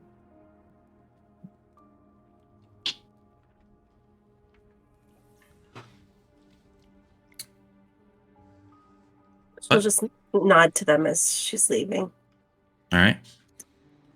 You all head out past everybody else who's going in, doing their research for the day, all the people of the town just making their way one by one in through people who are leaving, going around all the book stacks, and you make your way out into the city proper, the city of Shawgarden. As we're leaving, leaving the property, do I see Elvin? You decided you want to go out the main gate, so you would not see Elvin currently. Oh, that's fine. If you want to look for him, you could. You know, I think he is going to. He's gonna pull Compton aside real quick. Y'all can head back. I'm gonna be just a minute. No, I mean, okay, we can just wait. I'm sure. You wait. That's fine. Whatever works. I'm just gonna. And he points in the direction of the door that they came in through last time. Oh. And starts walking off. Oh, okay. Yeah. Yeah, we'll just be over there. I'm gonna just gesture down. Like, I'm sure like most of these temples or whatever, there's probably like some kind of garden area up front or something, just someplace we could sit and wait. Yep. I just gesture to like a bench. We'll be right over there.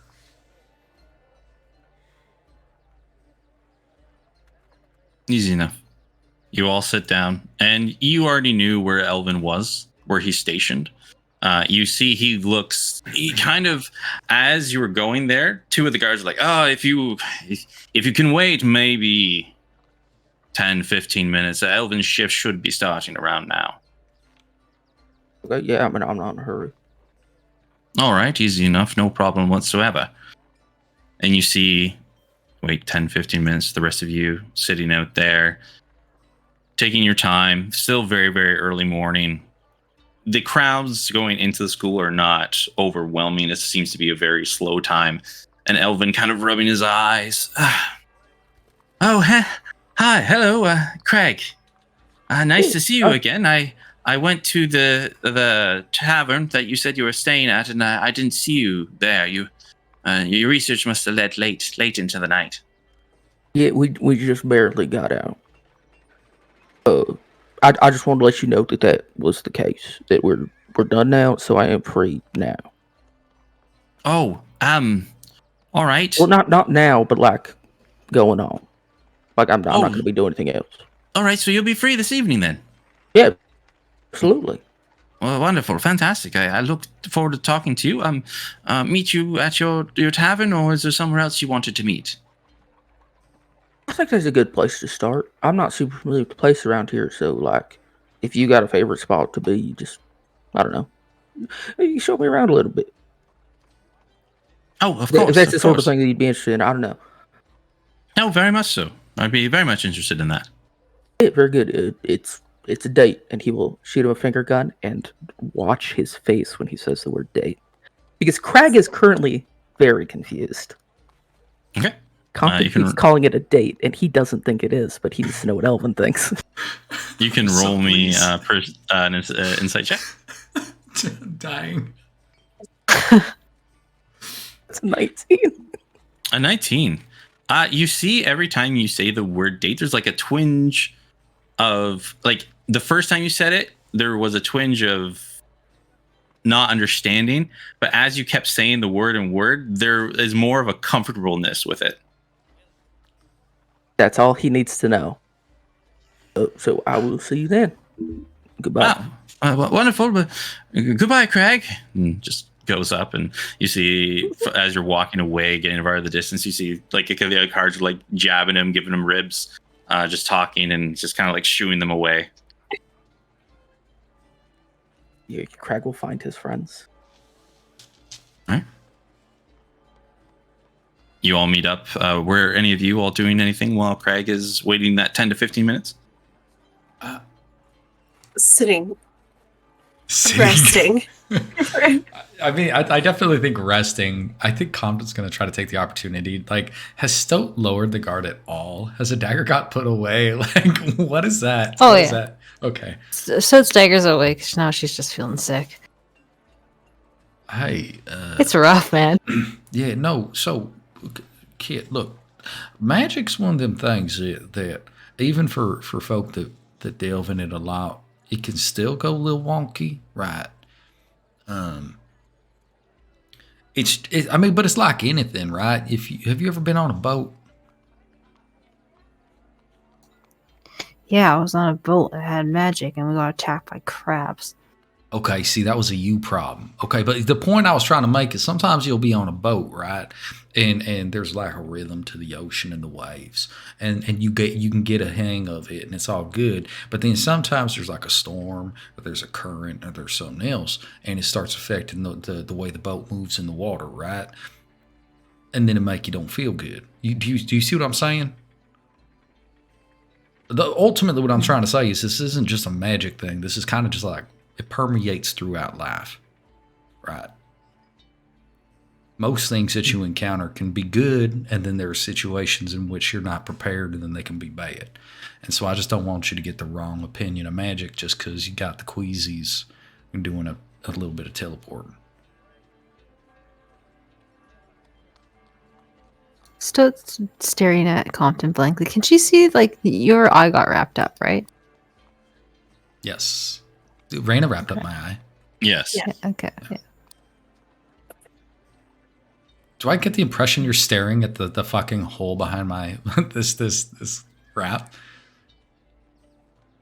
Maybe, probably. She's looking. I don't know. She's hearing the words come out of your mouth, but also knowing like what had happened to you. She's just like, magic's bad.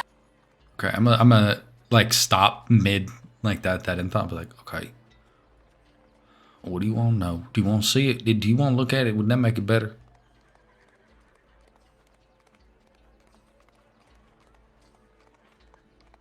Did it hurt? Yeah, no. It don't hurt no more. It didn't hurt like immediately after. It hurt in the moment for sure. But you ever stare at the sun? Yeah. Okay. You know how like you got the good sense to look away after a short while? Yeah. Okay, well apparently that eye didn't have the good sense. It just kept looking. And it got hot. And then it got not.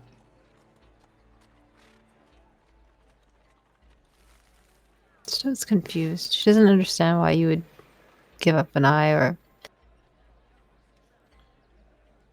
Well, okay. Okay. I think that I messed up somewhere, right? And I don't know what it was that I had done wrong. But I was kind of floating, and there were these towers, and I was supposed to be able to pick a tower to go to, but then something had happened, and I went to a completely different place, right? And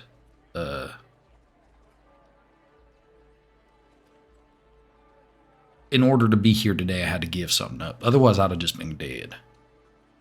I died, Stoat. I think that's the big thing to take out of this, is when that tapestry wrapped me up, I done died.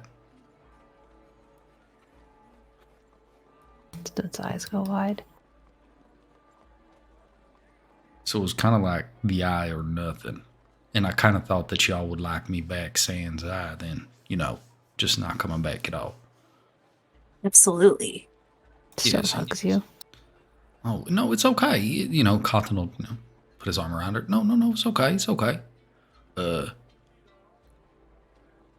I get a little bit ahead of myself sometimes, and I know that I'm ambitious and a little impatient, I guess. Funny story though, I seen Trevor.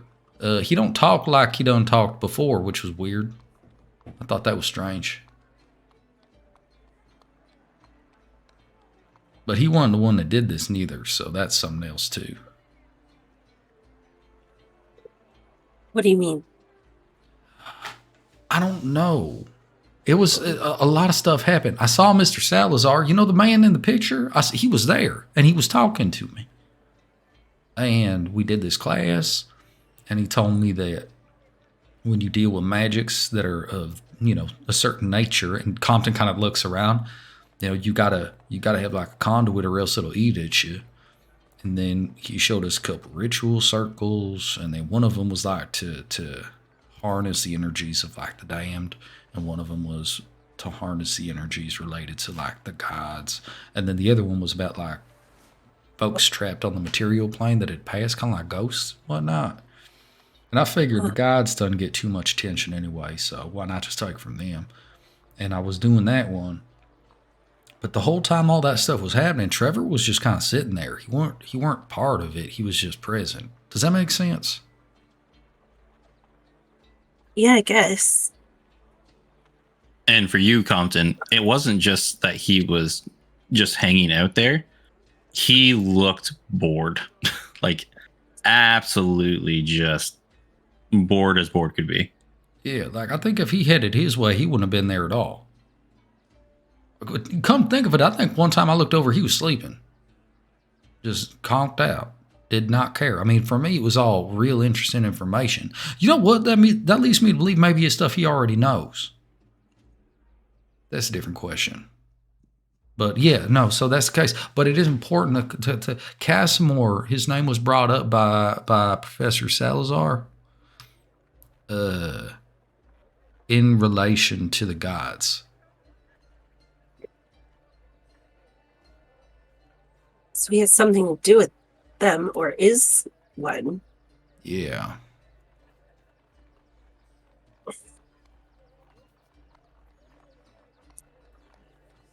But it's okay. It's just, go ahead. it's a lot Oh. just happened to us. A lot happened. That's true. Except I do believe I learned some magic. I got to refer to my book later.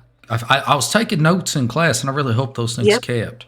Well, What? it looked like they did. There were a lot of notes happening outside while that was happening to you. Wait a second. You mean to tell me my book was working when I was dead? Yeah. Oh, shit. Oh, that's You big open your magic. book, Yeah, I'll summon it and open it real quick. you see that there is a new spell written in the book, and you see that the ritual circle that you learned is written down on one of the pages as well. Oh, shit. Look. I'll show him. This is what I learned. Okay. Hey, again, bonus. Can I make a suggestion, though? Can we have a chill night? Can we just hang out? I mean, we could just have like an early night Yes. cuddle puddle. Because, I mean, at this point, maybe we can have it. I need to get an eye patch, like one made of leather or something. Something fancy, right? Yeah, because I'd like my belt back. But it feels soft. It feels nice. Well, that's good. I mean, you can keep it if you want. I can get another one. Oh, you know what would be a good idea, Stoke?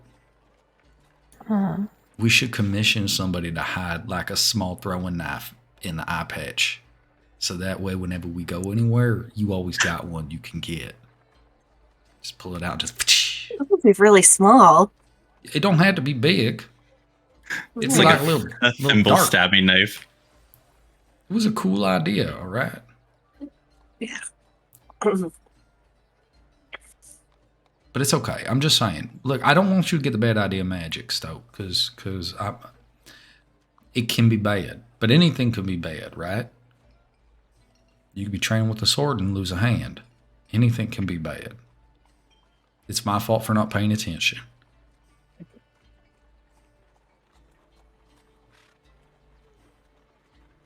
As you're all sitting there discussing, you see that the people who work within the Church of Existential Knowledge every once in a while, they're walking the grounds around. Some people are working on the gardens. Others are sweeping up.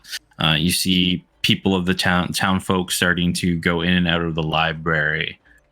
But Raina would notice every once in a while when people are doing their passing, you'll see one of the clergymen stops, looks at your group, lingering for a little while, and then goes about their work.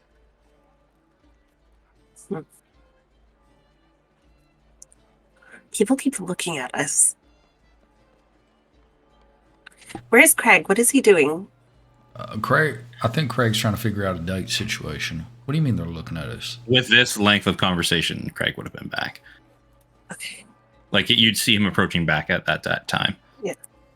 I don't know. Every once in a while, people are just like giving us a look. Like we're cool or like we look like shit? Because I bet it's because we look like shit. Yeah, I think it's probably because we're a little beat up. I mean, y'all look great. Me though. I don't feel great. Yeah, we need to sleep. But God damn it, it's the middle of the day. I am fine with that. I think give me something that's shaped like a bed, and I'd be in it. All right. Hey, Craig. It, How'd it go? I don't know, it's fine. I was just letting them know that we were out.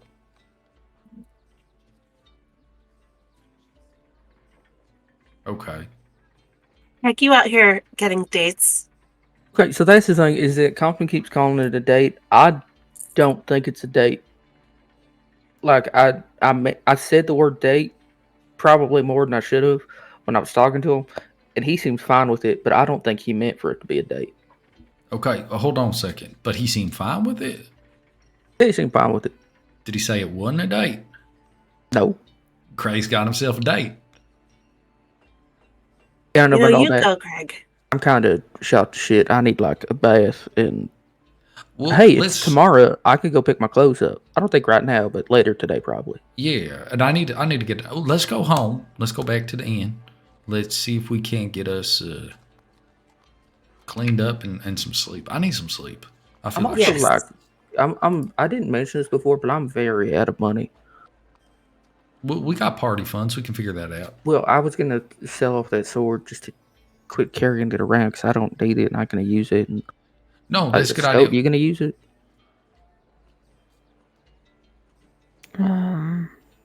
Big the long sword? one? Yeah. Probably not. Okay, so if nobody ain't got no use for it, I don't see no reason carrying it around. Well, how about this? Let's still go back. Let's figure out getting cleaned up. Let's sleep. Maybe get something to eat, and then when we wake up, it'll be about afternoon or so. We can go do some selling because there's more than just that we could probably sell. So we should figure that out. We got So all that way we're kinds not of bullshit on us. That's what I'm saying. So let's not make a bunch of trips. Let's just do it all in one go. And then, I mean, then we got the night. We could just hang out. We'll be rested. There's a whole festival going on. Well, I think I'm gonna be in what's that word? Oh, you're going to be Busy. at the date. Well, he said he's coming by this evening, so I assume Okay. that means tonight. Okay, well then let's get back. Let's sleep, and then that gives us some time to get prepped up for your date. Again, I still don't think it's that. I mean, nighttime is date time. I mean, you didn't ask him to Hang lunch. out. If it was lunch, then maybe then you know. Well, he just started working. I don't think that works out for his schedule. And as you say that, you see Elvin like, oh, hi. I am so glad I was able to catch you. We actually never really talked about it, Craig. You said you'd be available going forward. My shift here will be ending at about 3. What time should I meet up with you? That is a very good question. 8 p.m. Elvin. 8. Okay. Thank Is you. that all right? We'll get you. 'Cause We'll you get gotta- you. You came in early, so I don't know if you got to get to bed early or anything. No. It's a very rare opportunity. I'm more than happy to make whatever time works best for you. You like white or red wine, Elvin? I'm partial to a nice, tasteful wine. Yes. Why? Just wonder. All right, thank you. Okay. Thank you. Look forward to seeing you again, Craig. And the rest of he nods to the rest of you and starts to head back off. As soon as Elvin is out of earshot, he's going to turn back. I don't know anything about wine. You need to teach me something about wine. Oh, neither do I, but that's okay. That's what we're going to talk to our friend about back there. We're going to get a whole catered meal. It's going to be great. That's a bit much. It'll be It's like, fine. No, because we got to find out what the wine and dine's like. you have to find that out for the fake review you're not writing. Oh, I'm writing a review. I don't know who's going to read it, but I'll write it. Okay, that's fine. Also, hey, he's gonna like gesture like let's fucking go. Once they're out of the gates, he's going to like lean down. This feels like not super important, but just so we kind of get a sense of the place that we're staying at. I did notice. Not, I was gonna say this morning, but it would have been yesterday morning. I'm never gonna use that. We need to go to places where time's normal. Yeah.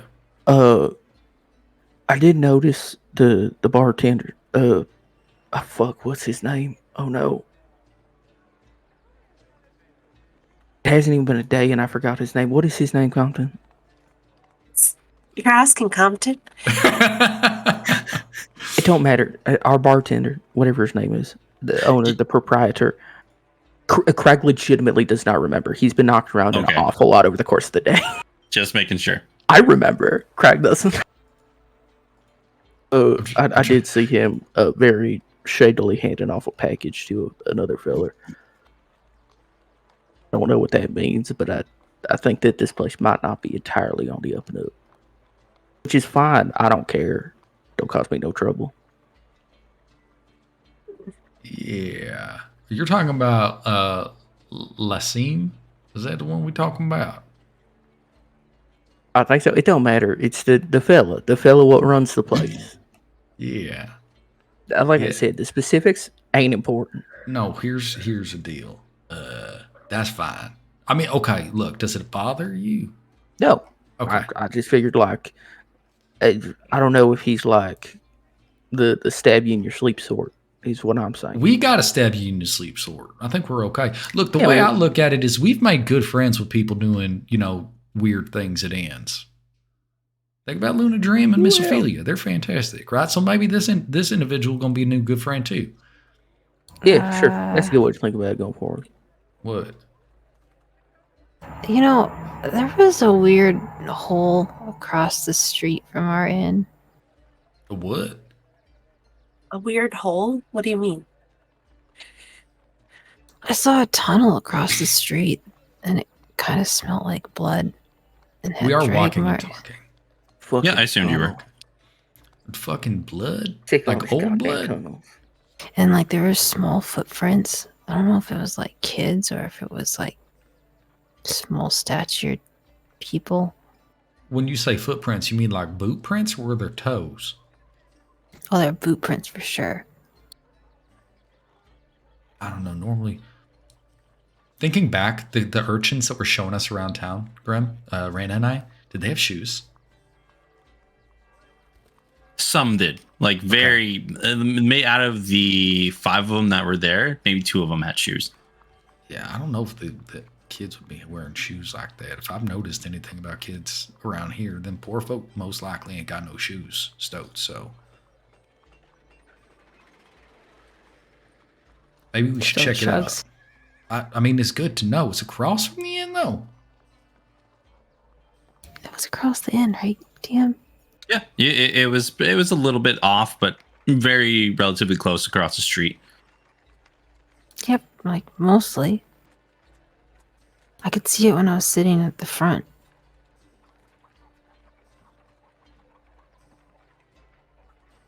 Okay.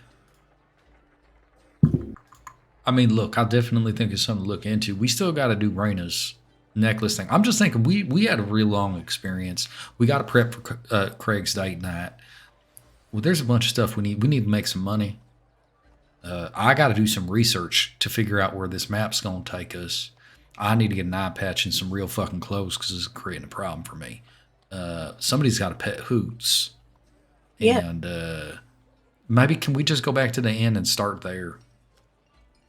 That sounds good. Okay. I'm gonna let Hoots kind of fly around a little bit on the way back. All right. Yeah. You take off his blinder, let him up, and he'll just. What do you tell him for a command.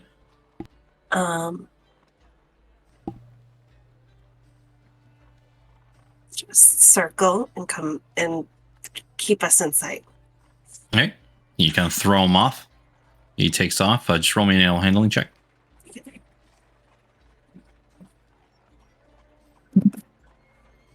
11. Yeah. You flies off. You start to see him just a wide circle around. And as you all head back, going towards where you originally were staying at the Unlucky Line, going back down to the coastal shelf, it's very easy. You go to the main gate, just checking over your generalized demeanor. You're let through. And walking back, you see there are very few people walking in the direction that you're all going, but the bridge is almost completely packed with people heading in the opposite direction.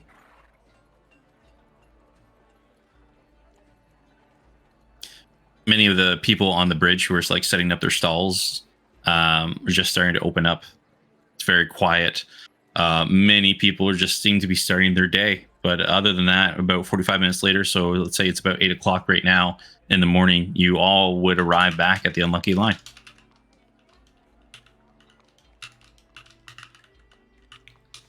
When we go inside, is it like, is the breakfast crowd out?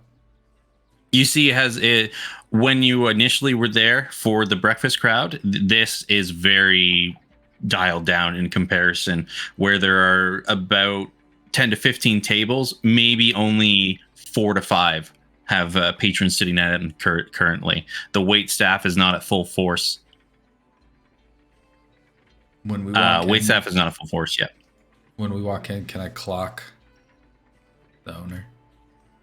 Actually, as soon as you walk in, he clocks you. He's like, hello, all of you. I was remiss in not seeing you last night. He looks like Stoat. We fully fleshed for the pumpkins, potatoes, fully stocked, all ready to order.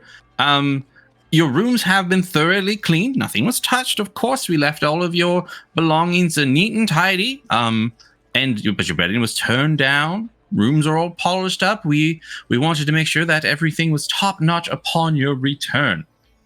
We hope you didn't find another place to stay. That would be, well, it would be greatly saddening towards me and my staff. Oh, hey, yeah, no, Lacey, it's fine. So here's the deal. We had a night. It was a bit of I'm not going to give you the details. You don't need them. But we're here. We're back again. Whatever we had on the menu for dinner, we'd like for breakfast. Y'all hungry? Y'all want to eat? Stoat? Pumpkin? Yes. Stoat's nodding. Cheers. Yes. Mm-hmm. Yeah, fantastic. So if you could whip that up, that'd be great. Wonderful to hear about the rooms. Wondering, is there a bath? Did we ask about this already? Craig, did we ask about this already? I don't remember asking about this. There is a communal bath in the upstairs hall. Many have already gone about their day, so it should be. And he kind of like snaps his fingers, look at everyone and say, "Make sure the bathroom should be well maintained, but make sure it is fit spot." And then the person nods their head and goes up and goes in the direction where all your rooms were. Fantastic. That's great. That's great. No, okay. So if you could please let the chef know. I'm going to pull out my book and just, start that up. That'd be great. I'm going to flip around to a couple pages. I need a white wine dinner prepared for tonight about 8 p.m. Yes, we can have a white wine easily. Well, it's already on staff, so that's easily procured. Any special, well, I will let you know what we have currently on the docket for this evening. We have a nice cream of beef soup, as well as a fish soup. We have grilled chicken with iceberg salad and a nice red lettuce salad as well. And we have a pan-seared squab. What comes with the squab? Pan-seared squab with a nice garlic sauce, a bed of pasta with a side of leeks and spinach. Look, Craig, like you get the sensation that the Elvin likes meat. I didn't check. Okay, here's the thing. Okay. You listening? So here's the deal. What I need for tonight is that white wine dinner about 8 p.m. My friend Craig here is going to have a companion of sorts. I want to see what this romance in is like. If you could do me a favor and prepare the squab, Craig needs a vegetarian option, though. Yes, we could, of course, like I said, we do have the red lettuce salad. Leaves of red lettuce tossed with tomatoes and topped with slices of oranges. That's delightful. I look at Craig. I mean, whatever ain't no trouble to you. I'm not picky. And if you're having, let's say, a rendezvous of sorts. Everybody keeps calling it that, and I'm just gonna say I still don't think it's that. Well, you can always prepare for it if it is that you're in your attention. We could, of course, and he points at it's like this corner table where it's a little bit more off to itself. And it has like this nice little brazier that's hanging off the wall, kind of illuminates it a little bit more nicely. That looks Craig, great. Hey, Craig, what's your favorite color? Well, it's blue mostly, but I was gonna ask, is there a place around here that does like tasteful, kind of low key floral arrangements? Tasteful, low key. Yes, we have many florists. I don't want anything fancy. I just want like hey, here's some flowers. We have many in the market who sell fresh flowers daily on there. If you're looking for something just small and tasteful, I'd recommend one of those. If you're looking for a bit more elaborate, Barnabas Buds would be the best place to go for that type of thing. If you're looking to be a little more grandeur. Keep that in mind. Thank you. I hate that I keep talking about how this isn't a date, and I just asked that. Don't worry about it, buddy. It's all good. I've had in my past, sometimes you have to just prepare yourself emotionally if it doesn't work out the way you hope. You're aiming for the worst, but expect the best. So, like, worst case scenario, the flowers are for me. Yeah, no, I get it. Yeah. Self-love is best love. Not best, but definitely needed. Well, yeah, I was going to say. There's better. Yeah, so if you could please get the breakfast order in, we're going to talk. There's some other information we might need from you shortly. Prepare 8 p.m. with that corner booth with the brazier. Yeah, coffee, please, also. No, we have, and he points over to where it is already laid out. Because once again, the breakfast, when you were there before, they will serve it. But this time you see he has kind of like more of an open buffet type area where the food isn't out there, but he has like drinks all set up that people can go and grab and then bring it back to their table. My full staff is not here currently in the morning as the lunch rush has dissipated. The breakfast rush has dissipated, but fresh coffee is ready and available. If you wish to, one of my servers can bring it if you're willing to wait. If you need it right this moment, you can go up and grab it yourself. I'll get it. It's fine. Thank you. Just right. Glancing at the offerings there. I got apple juice. You see that there is this very, compared to the rest of what's available, there's a very small little area for like apple juice. And as soon as he like looks over, he sees you eyeing it, and he eyes at you, and then he eyes at Compton, and he's waiting. Craig will nudge Compton and lean over and whisper, "Hey, write that down." Oh, I'm going to look up. I look up. I look at what Craig is looking at. I look at what he's looking at, and then I go. And I do the subtle nod, like, okay. And you see he has a smile on his face. Good, yes. 8 o'clock, table reserved. Please, if you need anything, get one of my wait staff, and I will be here very quickly to aid you all. I'll go check on the bath. And he goes off, heads upstairs. It's great. Compton disapparates his book and his quill. All right, I'm going to give me some coffee. Y'all want something to drink? I'm going to be over there anyways. Apple juice for Craig. What about y'all? Also coffee. Okay. Stoke? Maybe some more water. Okay. I'll get you some water. You want some juice too? Like maybe one of each? Okay. Okay. Look, I mean, it's a buffet. We can take what we want, right? Real quick, Miss Raina, how you like that coffee? You want it sweet? You want light? No preference. Just want to drink it. Okay. She is like very tired. Okay.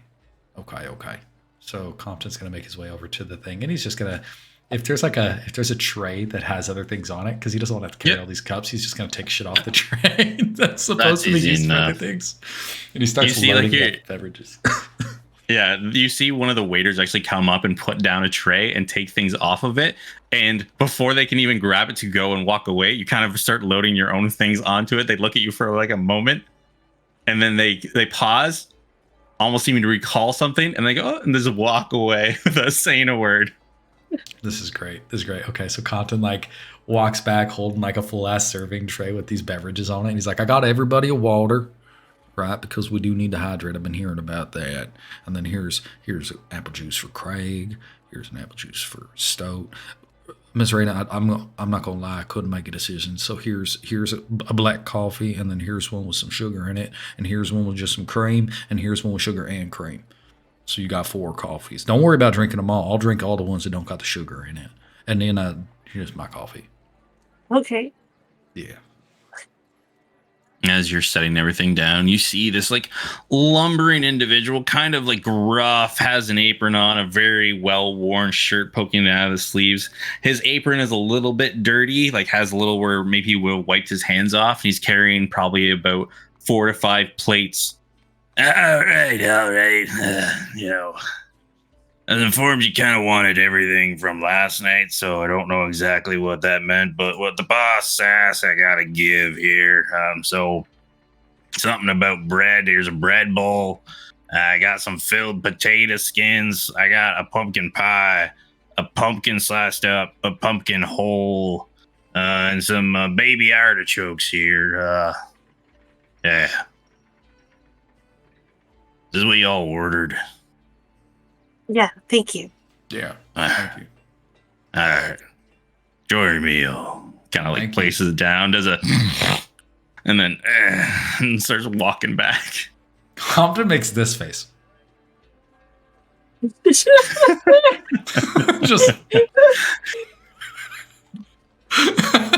sorry, folks at home.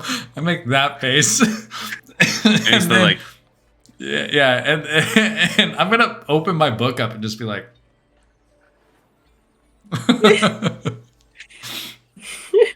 and write Gross, down, chef. yeah, just like chef wipes nose with fucking bare hands.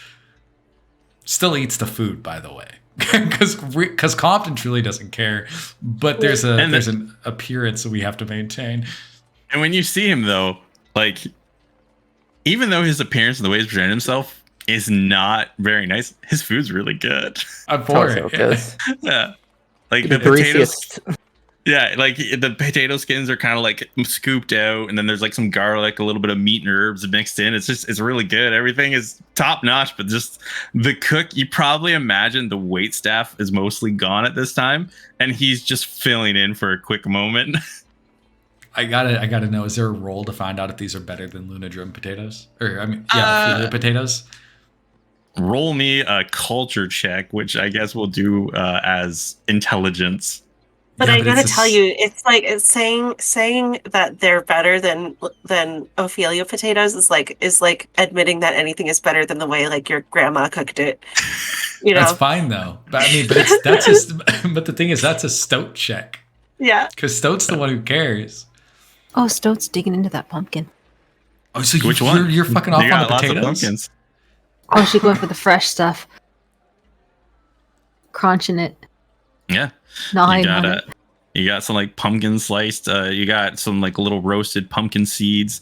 It's a plethora of pumpkin. And even when the guy put it down, he was confused by why he's giving so many pumpkin options. When he looked at it, he's like, and he was like, the pumpkin, just confused.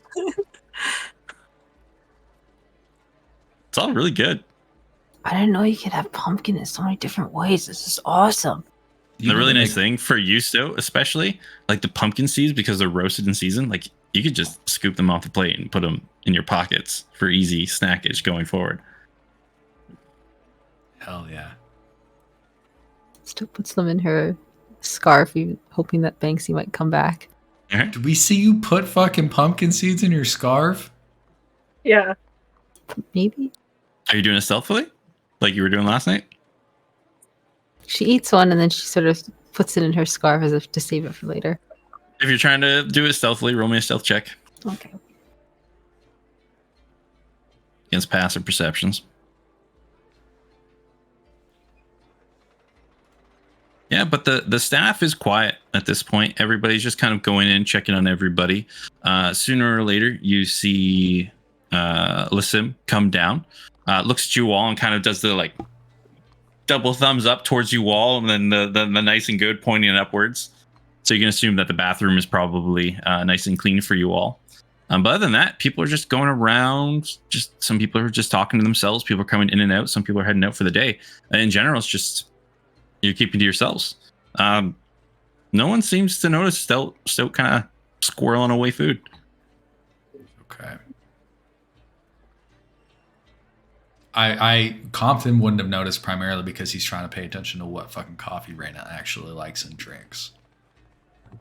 Well, Raina knows that she's not going to drink 4 cups of coffee, and you said that you drink the ones that don't have sugar in it, so she's drinking the ones with the sugar in it. So Compton now forever thinks that you like coffee with sugar. Yeah. Okay, cool. All right. Going forward, we'll start back from here. We're going to take a quick break, everybody. 15 minutes, and then we'll continue on our adventure from here. Yeah. Oh, 15-minute break time?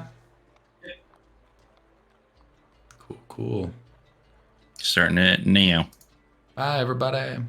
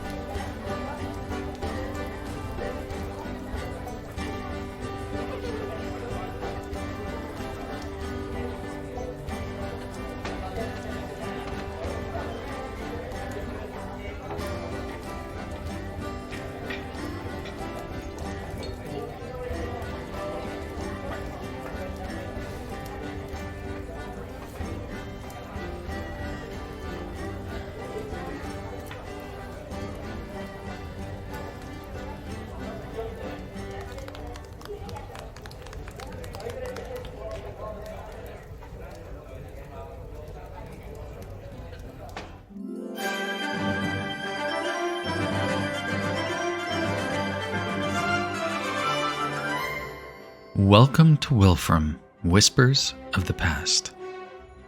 Featuring B as Stoat, the fighter. Yeah, because you give them in the morning, then you give them at night, and it's like, good job, here's your coffee. M as Reyna, the ranger. Please don't scare me when I'm not prepared. Splendor as Crag, the warlock. Yeah, I can take plenty of hits, Fibbit. I wonder how many you can take. Verbal as Compton, the wizard. Yeah, so I'm gonna start this conversation with something that I know is improper, but it's killing me inside not to say it. And our humble dungeon master, Grim.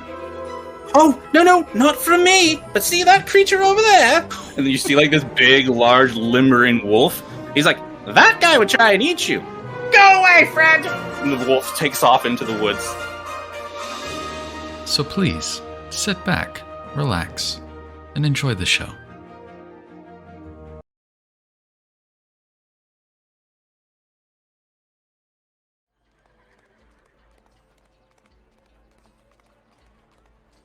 All right, everybody, and we are back.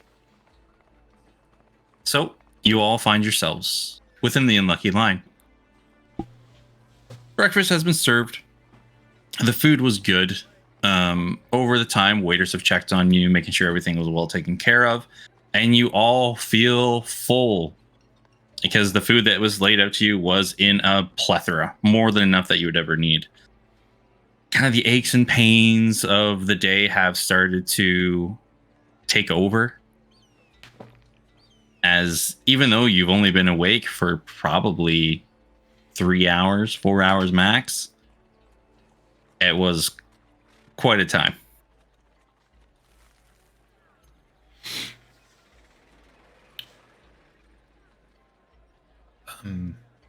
I think that as we start like wrapping up to head up to the rooms and whatnot, I'm gonna wait and see. Hey, Craig, you gonna go grab that bath right now, or are you trying to? I was gonna do that and get some sleep. Yeah. Though I am worried about falling asleep in the bath and dying. So like, yeah, I don't know. I'm real fucking tired. Like, hey, that thing. How are you feeling after that? Actually, we didn't talk about that. No, we will. I know. I just mean like a real quick check in physically. Are you feeling like you just have been awake for an entire week? Because that's how I feel right now, and I just touched the damn thing. Yeah, I'm gonna let you in on a little something I already told the others. Craig, I outright died. Right, like there was a thing. I got to catch you up, but that's fine. I'm exhausted. I'm beat. I need to sleep. I need to feel some warmth. But it's okay. We're okay. I'm missing a fucking eye, Craig. It ain't great, but I'm okay. Hey, that's sometimes all you can ask for. Yeah. It's gonna be okay. This is gonna be good. Here's the thing. You go get you a bath. You need me to sit in with you? No, that was a joke. I'm not actually worried about it. I appreciate that though. It's a good instinct. Yeah. Well, I mean, you never know. Okay. So you go get you a bath and then get you some sleep, and then I'm gonna ask them to wake us up around about 5, 6. Enough time for us to get some stuff done, right? I mean, like, still, we got to get done in business hours. Probably wake up a bit before then, right? I mean, shit. I don't know. Fuck, I'll ask him. Don't worry about it. I'll ask. Well, I'm going to go up and do that. Then I'm going to get to sleep.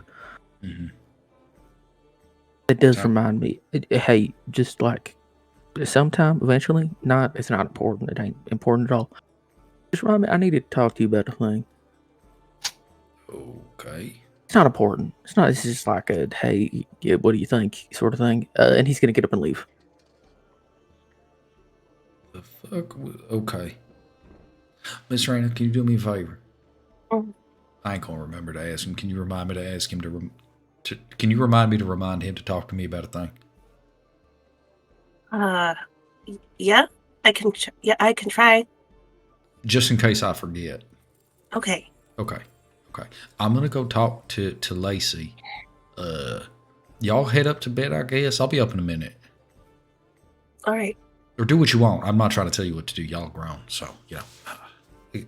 And Constance is gonna like step up from the table, push his chair back, and I'm gonna look for the owner and then approach them. Like I want to make sure I cover the gap to where they're at. As you're looking around, you don't see them anywhere. But as you are taking your time looking around, you see one of the female waitresses welcome to you. I do apologize. If you're looking for Alyssum, he is gone, currently taking care of some personal matters. But my name is Talia, and he has informed me that anything and everything you may require, I shall meet your expectations. Okay, that's great. Actually, there's a couple things. Y'all do concierge services. In what capacity? Okay, so my friend, he just went upstairs to take a bath. All right. Earlier, we had gone over to the Hall of Wonders. Is that what that place was called, Grim? The artisan's shop. What was that called? Which artisan? Where we went to get the clothes. What was that area called? With it, you went to the market area, yes, but it was not the Stonewall School of Trades around where they are. Okay. Yeah. Effectively, what I'm going to do is I'm going to ask this woman, Talia, was it? Yep, So Talia. look, my friend over there, he had went and special ordered some clothing, some robes and whatnot for All right. for himself. I need you, if possible, to run an errand to request another set of clothing be made. Rush job by tonight, right? If you could do that for me, I'd greatly appreciate it. I'll make sure that you get, compensated for that. They already have his measurements. Yeah, for something like this, of course, yes, there would be a little bit of a compensation to it, but that seems to be easy enough. No problem. We'll have one of the staff when everything starts to sort of looks around. Well, we should have staff available to go and do a task like that. Okay. Easy enough.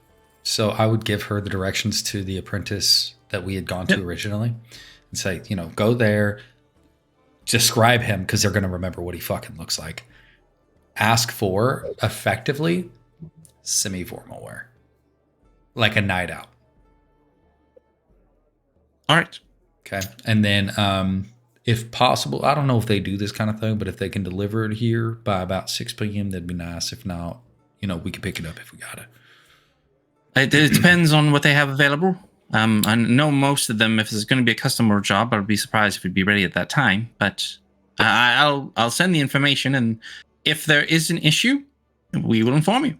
Yeah, just feel free to wake me up. Just knock on the room, let me know. I'll try to take care of anything I got to. That's all. All right. What time shops close around here? About? Normally about 9 o'clock. 9 p.m.? Okay, so we got some time. Cool. Can you make sure, do you do a wake-up service? We can, if that is required. Can you potentially make sure that we're up by 5 p.m.? All right. And you see she's writing all this stuff down. I can do that. Okay. And then Compton will kind of like dig around in his bag. Sorry, it's been a bit of a day, you can see. And he like gestures to his like poorly, bandaged eye and stuff. And if you those clothes there, if you can leave them at your door, we will take them, wash them, mend them the best we can, and have them returned for the 5 o'clock wake up call. Compton doesn't understand and starts like undoing his shirt here. Oh, okay. And starts like to take his shirt off. Does she stop him? Raina will stop him.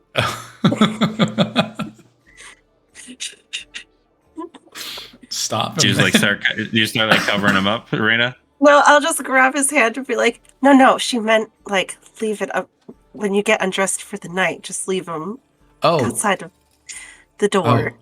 Oh, okay. Oh, okay. All right. Yes, that's fine too.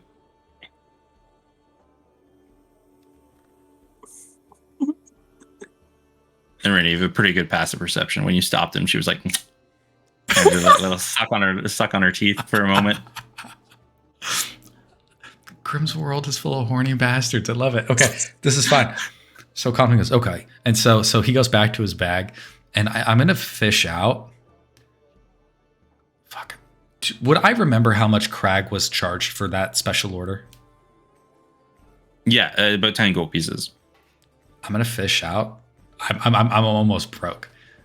I'm going to fish out 15. Okay. I'm gonna give her 15 to give to the apprentice people, and then I'm gonna give her an additional 2 for her to keep. And say, look, I mean, you should probably, split this with whoever you send on this task. Really, I'd prefer if you would just go do this, since I gave you the information direct, right? And I trust that you're going to be able to best relay it. But here's 2 gold pieces. I will make sure that this is handled by myself, of course. I will take care of that. Easy enough. Thank you. Okay. Yeah. No, that's fantastic. Thank you so much. We're just going to head up to our room. And the rest of you, because Raina's there, Miss... and do you require a wake-up call for your room as well? Well, my wake-up call will be the same wake-up call because we're in the same room. Yes. All right. All right. Easy enough.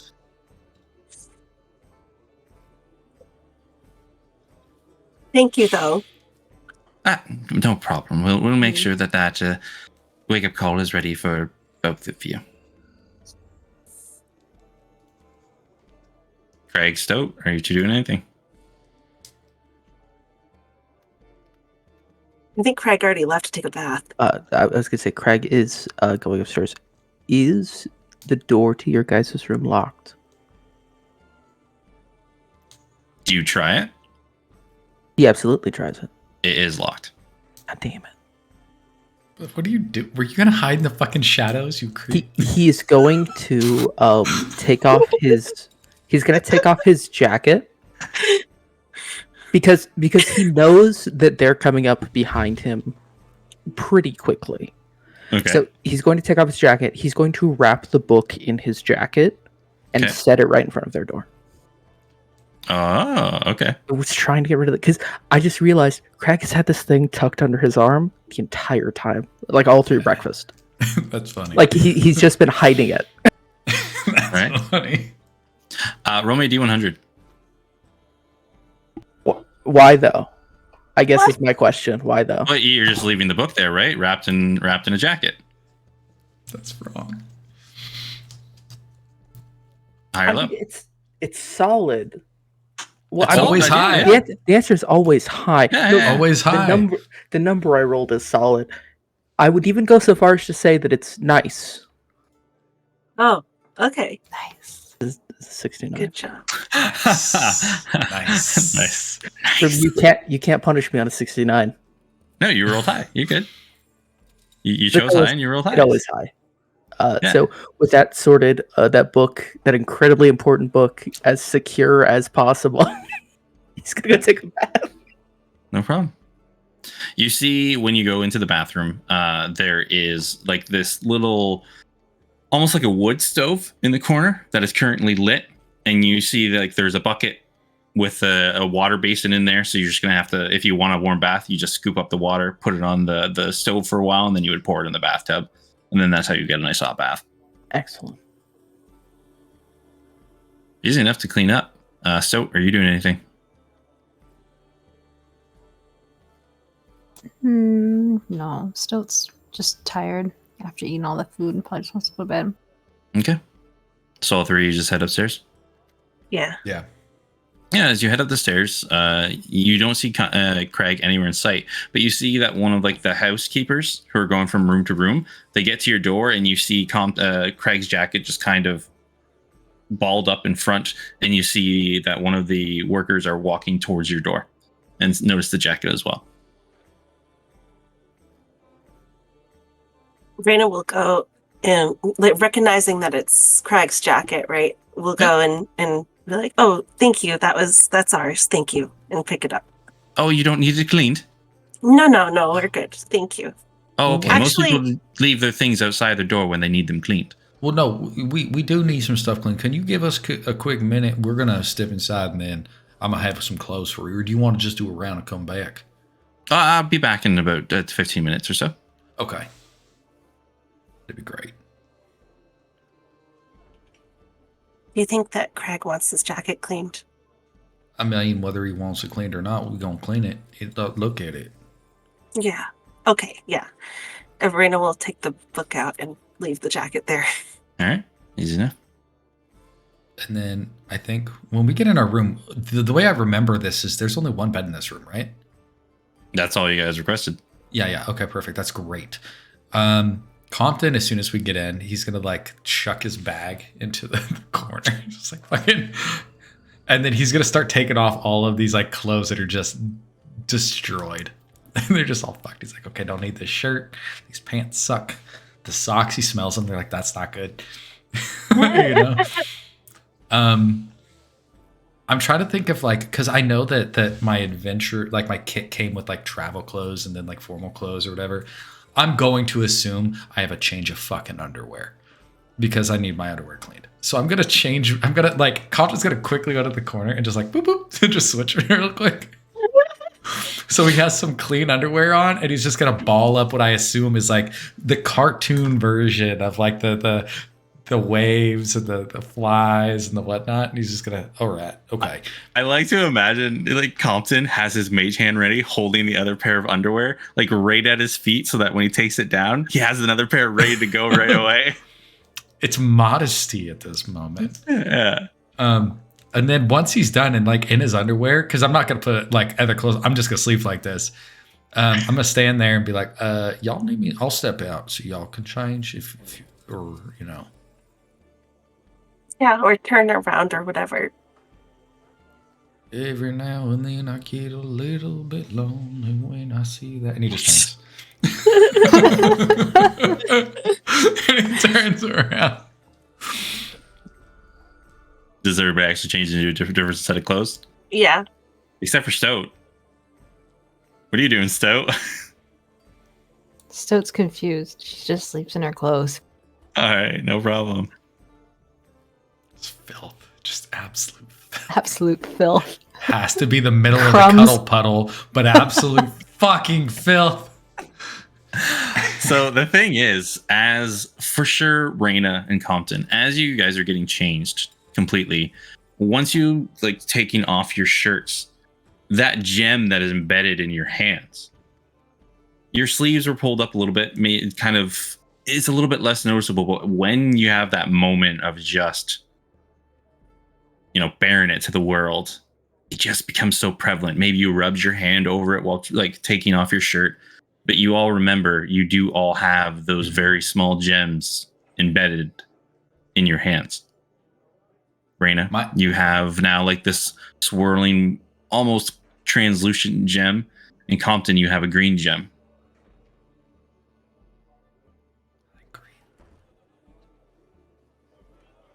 Is it big? Like No, not really. No more than like the size of a knuckle. Is it in the center? Like here? It is directly in the center. Yeah, right there. Guys, I feel Is like mine we're on the Power same Rangers. hand? Is mine on the same hand that has the tattoo, or is it on the other hand? It's whatever hand you use when you touch to the tabard. Yeah, it would be the same hand. Okay. And it's the same one. My right hand. Yeah. We're the fucking Power Rangers. Which one of us has like red or pink? Because that's heart. Your heart. And yours, Raina, so like your tattoo kind of like came up, right? Yeah. The only thing that you would notice is that where the gem is almost like your tattoo kind of receded from it. Oh.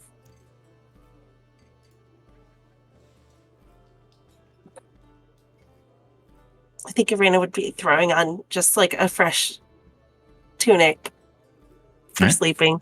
And then she'd go right over to Compton and be like, look at this. And show him the gem with how the tattoo is fading away from that area. Oh shit. Oh. Well, I mean, hey, that's pretty good. Maybe if you learn about this here magic, it'll push that tattoo away all the way. Maybe. I mean, that's crazy. I really like that. Did it hurt though?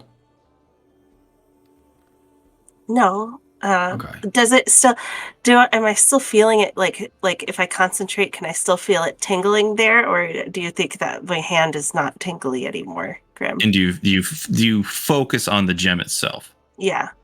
As you focus on the gem itself, it kind of has this almost like little vibration in your hand, and you feel kind of energy just kind of dissipating from it. Like if you drop a rock in a pond, there's that initial point where you feel like the vibration, but as it gets further and further from that initial drop, it kind of dissipates throughout your body. Hmm. But when you don't focus on it, you don't even recognize it's there. Yeah. It just feels different. Like it's different energy. Okay. Well, different ain't bad, so that's good. Yeah. Well, shit. Okay. Where'd you put that book? I'd probably would have put it with my bag. Can I see it real quick before we lay down? Just real quick. Yeah, go ahead. Okay, I'm gonna go grab it. Does the Grim gem on my hand match the book? Does the gem that Raina just showed me also match? Her gem does not. But if you guys look at Stoat's hand, Stoat's gem matches. What the fuck? Okay. Okay, this is a problem for when I've got some rest, but we got to look into that because your gem don't match. That's fine. Is it supposed to? Just I don't crags? know. Yeah, that's a good question. We can find that out. I'm gonna get some sleep though. Yeah. Can I start like shuttering or blinding up these windows? Because it is daytime. We're trying to sleep in the middle of the fucking day, so I want to try to block out as much light as possible. Yeah, what you can do is they have the storm shutters. You can grab those and cut and shut them. Yeah, Compton starts like closing those down, but he's also very, very cognizant of Stoat's like fear of the dark, and so I don't know where Stoat set the lantern because I know you're not sleeping with it, right? Did you sleep? You don't sleep holding on to it, do you?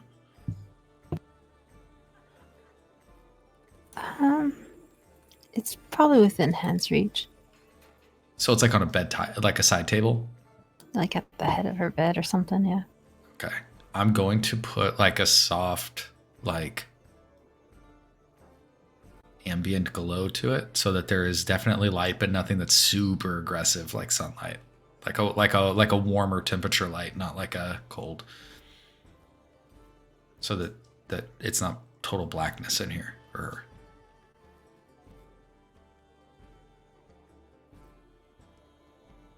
And then Compton's gonna crawl into bed. Mm-hmm. And probably pass the fuck out. Oh, and this is an important note. He did take that belt off, the one that was tied around his face, to put with the laundry to be cleaned. So he's just got a fucking gross eye socket. Sunken eye socket. Yeah. Yeah. It's nasty. It's so gross. But this is fine. Sleep time.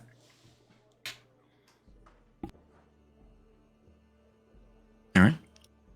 You all just lay down in your cuddle puddle. Yeah. All right. You all lay down in the cuddle puddle, begin to rest. Sleep takes you. Craig, Yeah. what are you doing? Well, on the topic of the weird rocks in our hands, over the course of the bath, Craig is going to fuck with it a little bit. Okay. Just like trying to give it a wiggle, see how embedded it is. Like he's not trying to pull it out because that just seems like a bad idea. Yeah. Like as you grab it and like you rub your hand, it kind of shifts as much as your skin is going to kind of shift. It more seems like it is embedded under skin and not connected to like the muscular part of the muscle underlaying of your hand, right? It's very good to know. And also, just a quick check: is it giving off any like ambient magic? Yep. It's giving off the magic that you don't completely understand, but you've been placing that as shadow magic. It's sick. I just have a little bit of that around with me always. That's gonna be great. That's all. He wraps up his bath and like everybody else goes to fucking sleep. Yeah, no problem. Time will pass. You all have a long sleep. Kind of relax. Let the bruises and strain wash away over you. Stoat and Raina we'll begin with. Oh. You all drift off to sleep. And you find yourselves waking up in a classroom. Oh God. All right. Yeah, this is introduction. I'm not really good at this stuff. If you're wondering about all the wiggly fingers, and if you're wondering about how to be the best Grand Wizard for the Infernal Prophets, you came to the wrong place. I'm not that guy. And you see this lumbering individual, almost reminiscent of the dwarves you've seen in the past, but different. Just his hair is flowing with fire. His eyebrows almost seem to be made of rocks. And just he's this lumbering individual. The thing that throws you off is as soon as he comes in, everybody kind of snickers because he has the short stature of a dwarf. But as he keeps walking through, you see he like clangs his chest twice, and then he starts to grow bigger and bigger and bigger with every step until he's like reaching the top of the roof and kind of hunched over. All right. We're not going to be worrying about that too fancy stuff, everything like that. If you want to worry about it, go to one of those other schools. That's not what we're here for. We're here as the defense for the school, and we're going to be teaching you how to harness the elements. Welcome to Giant Slayers class.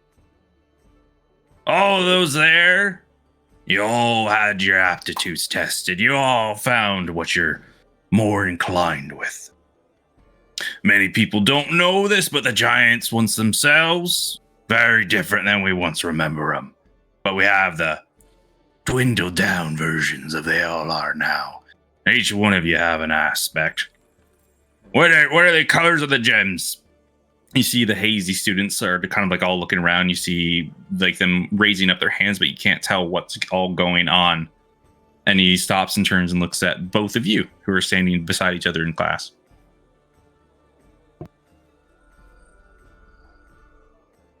Raina will show him her gem.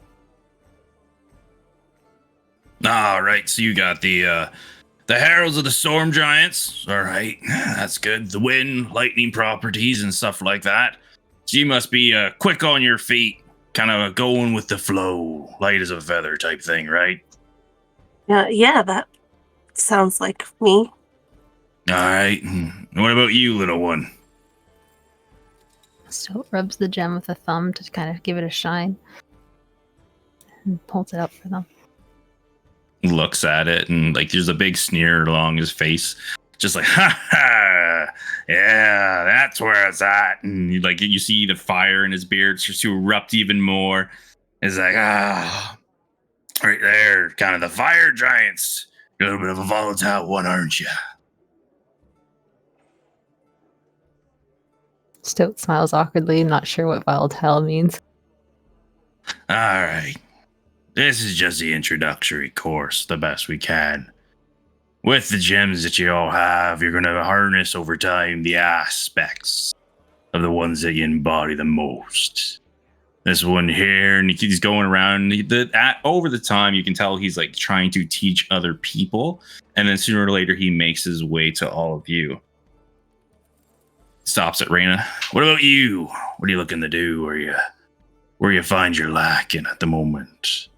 You looking to be able to get away quickly, being able to fall from high distances, maybe add a little more shocking to what you have. Yeah, that all sounds great. I can't learn them all at once. What are you looking to learn? Well, This is introduction. the shocking, I guess, sounds good. All right, and you'll see he goes like through the basis of like harnessing the elements, lightning, everything like that. Looks at your gloves. Oh, nice. You got one of those. That should assist you on there, but we'll see what we can do a little bit more for teaching you. And then he goes through on Stoat. All right, what about you on there? Looking to be able to harness a little more fire, maybe burn a little more inside your belly, maybe beef you up with some infernal fury.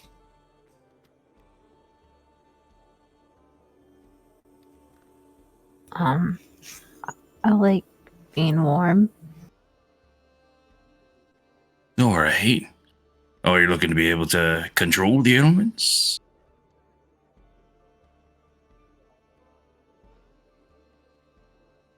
I'm looking for, You know those types of people that wear the heavy armor that jingles and rings and stuff? He kind of looks at you, like jingles and rings. This one here is plate, but we got ringmail type users here. Is that what you're talking about? Yeah. I want to be able to cut through that. Oh, interesting. All right. And he starts to go through and he starts teaching some stuff, applying more elemental type damage and going through and teaching you very basic. Unlike spells, he's teaching you more about inscriptions and just very quick things that you don't have to have the full understanding. But the class goes on. Until he's done with the class, claps his hands, slams the table. All right, you know what? I'm done. I'm not the teacher in here. That's it for today, everybody. Tomorrow is going to be combat class. Prepare for it. I hope to see you all at school.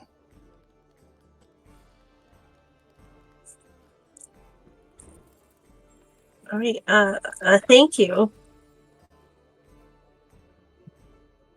Stops, hesitates. All right, boy. And he just walks out and you see he like gets shorter and shorter with every step and he goes out through the door, slams it, and you would all wake up.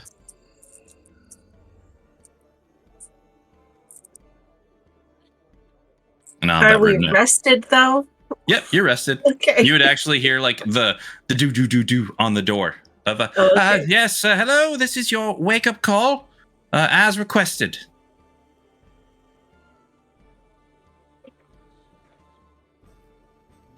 Compton doesn't have a dream. He just wakes up, right? Yep. Cool. Okay, we're up. Wait, are we up? I'm up. Oh my God. I was tired. We had school dream. Oh, you guys had class? Yeah. Shit. Raina, you were in my dream. Yeah, you were in my. Okay, so we were in there together. Wait a second. You were dreaming about Stoke? Yeah. Well, we were in class together. Huh. Okay. What happened? Nothing. We learned about. I've got my gem is like storm giant colored. Oh, well, that's cool. In Stoat's fire giant. That's also cool. Mm-hmm. Did you ask why your gem wasn't in the book? No, I didn't. Okay. Did not. But he said tomorrow's combat class, so maybe I'll ask him then. Oh shit! You think you're gonna have a dream every day? I don't know. I someday I'd like to just go to sleep, but we'll see. Actually, this is a good question. Did Raina sleep for a full 8 hours? With it, she did. The thing is, like, Raina, it's really weird for you because you don't sleep. But this was like a out of body experience when like you're almost shocked because it's that last time you had a dream, you don't like it because you weren't in control. You would stop and you try to change it and it doesn't change. It just goes without your acknowledgement. Yeah. It was super weird. Is that like I just would like to just meditate sometime instead of going all wonky. Like I was just out. I couldn't do anything. I mean, that's like the human condition. So, well, I did not. I guess. I didn't like it. Yes, it's rough. How about you? So, you like your dream? Yeah.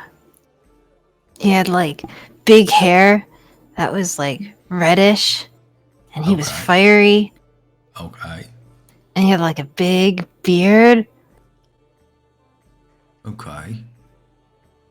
He kind of reminded me of you, except like both eyes. Manlier. Oh, that hurt a little bit more than I was expecting. I wasn't. Damn. You hurt yourself. Stoke, that was soon. That was immediate. We just woke up. Wow, manlier though. Okay. You know what? That's fine. So. I mean, he was a dwarf. That's all right. No, you don't have to. It's okay. Look, these are things we grow into. There's an opportunity to learn and expand on myself. I need to see my faults. That's Have you okay. tried growing out your beard? You I hear mean- another knock on the door. Hello, did you all wake up in there? Yes, we're awake. Thank you. Thank you. Goodbye. I thought I told. Okay. Writing that in the book. Don't listen. That's fine. Hey, real quick. Besides being less manly, that's fine. I've been thinking about it.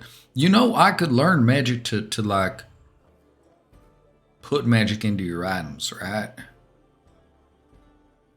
Like enchant your armor and your weapons and your stuff. Oh. I mean, Oh. I think that would be great for like my bow, maybe. Yeah. Or maybe Stoat's daggers. You know how you always throw them daggers and then you got to go fetch? Yeah. I bet you we could find a way for you to like not have to go get them. They come back to you. Really? Yeah. Through magic? Yeah.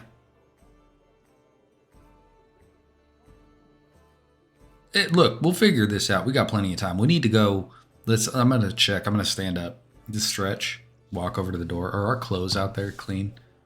As soon as you open them up, your clothes are out there, and you see there is a package as well. Oh, shit. 2 packages. Well, hot damn. I'm going to bring them in. Okay. Set them on the bed. All right. As you open them up, you see that there is the robes that Craig ordered in the one. And then you see this like ruffled up shirt in the front and this long like silken white shirt, kind of like a button up, and then has that like pirate fringe in the top. And you see these really tight slacks down below with this nice little belt, a new pair of like boots that go up real high because the guy remembered the ones that Craig had to have to kind of offset. And then this, they didn't really know, so they added this little like nice hat with a bill in the front and a little bit of fringe. Oh my god, I'm so fucking pleased. Okay. Do you see this shit? Look, they got it. They got the outfit for Craig. He's gonna look great. You don't sound convinced. No. I think I'll have to see it on him. Shit. Oh no. Look, you can't. You got to go. Well, into it listen, with Craig's not confidence. going on a date with me, so But yeah, as long here's- as Elvin likes it, right? Here's the thing. But if you go into it without the confidence that it looks nice, he's immediately going to think it looks bad. I need you to please just like feign that you're really excited about it. I could do that. Stoat, Yeah. this looks nice, right? I mean, sure, it just doesn't look practical. That's fine. Stoat, I need you to stay in the room when I give this Craig. Just so you don't give. Okay, I'm going to go give this to Craig. I'll be right back. Compton doesn't get dressed. He goes out in the hallway in his underwear. Okay. Carrying Craig. the packages. Yeah. As you're sleeping, you slink into your bed. You get ready for what you've come to understand a little more, but you don't. As you wake up within this classroom, surrounded by hazy other figures sitting in the class, and you see a tall woman standing at the front of class, turns around and looks at the rest of you. All right, everybody, please open up your books. This is an introduction to shadow magic and conjuration. She looks through the rest of the class, and you can kind of see like the body and form of like the hazy type figures. Some are kind of matching you in like their height and overall build. Some look more like Compton and maybe Stoat type size. She looks through the rest of the class and is going through the lessons. Many of you may not understand or have, this may be your first introduction to the magic that we have brought in to this realm, but here we are. And she looks at you for a moment and starts to speak in a language you don't understand. Craig just like holds up a hand to be like, stop. I'm very sorry, Miss Sarir. I don't understand any of that. Has it really been that long since we've been in our homeland? That now we have generations of people that don't even understand it. Fine. First lesson of today, we're teaching Umbral, everybody, because some of us, looks at Craig, seem to have forgotten our heritage. He's going to look around the room very defensively. I have been like this for all of a week, maybe. Not even that, really. I was not born this way. I was born an entire human. Well, not an entire human. I was also, or it don't matter. I'm not from. I'm going to shut up now. It's fine. Well, then whoever you made some form of pact, deal with ever, was very ill-informed. So please, she snaps her fingers at you. Please listen. Do not doze off. I'm going to teach this once and only once. And if you can't understand it going forward, well, then you're going to be left behind. Of course, I'd expect no less. All right. Like when she snaps at him, he fully straightens up. All right, get out your books, write this down. I'm only teaching it once. And she goes to the board and she starts writing. Class goes on and on and on, and you can feel like the knowledge being like forced into your brain. And we will say when you wake up and the class is done, you have a broken understanding of Umbral. Sick. So do I know like basic phrases? Hello, my name is Craig. Where's the bathroom? Yep. Kind of stuff like that. Yeah. Like learning French for the first time or like any other language, right? Like you kind of getting the gist. It's going to take you a while to do it and read it, but you can sooner or later get there, just not fluently. So long as he knows the important ones, like hello, my name is Craig. I don't speak Umbral. Things like that. Yes, exactly. Where's the library? Yeah. Yes. Yeah. How do I kill this thing? The really important ones. Yeah, but you wake up to Compton knocking on your door. It's open. What? Compton throws the door open. You mean to tell me you sleep with your door wide open, man? Anybody could just come in here and take your shit. Hey, guess what? The door's closed. I ain't got no shit worth taking. Also, Christ's sakes, put some pants on. No, man. Like, I want you to fully leave my room, walk back to your room, and put some pants on. Well, that ain't going to happen, and you're in bed, so you just got to deal with it. Look at this. He's going to take the sheet off of the bed and just throw it at him. Make yourself decent. God damn. What do you mean decent? My bed's is covered. The fuck you want Not me to covered do? enough, buddy. You fucking Look, just you need to contain your own self, right? Like, that ain't my problem. I had a whole sleep. It was a... Oh, did you get classroom too? Yeah, I don't think I made a good first impression. Oh man, I died in mine, so I bet you're doing just fine. Yeah, well, I didn't know the language, and Miss Tellering was not pleased about that. Man, the teacher folk, they can fuck off. It's fine. Okay, so check this A out. bit now, I think, but that don't matter. Oh, you know some Umbral? Yeah, and he will just start speaking Umbral, just like random words that he learned. Yeah. And the thing is, it's like a really... Compton, it is a real hard language to comprehend, as there is the vowel flow, the way it is. It just flows one to the next and kind of skips. And like it almost echoes as it's being said. Okay. Is it like melodic? Yeah. That'd be a good way of saying it. The boy drank a glass of water. Library. Yeah, I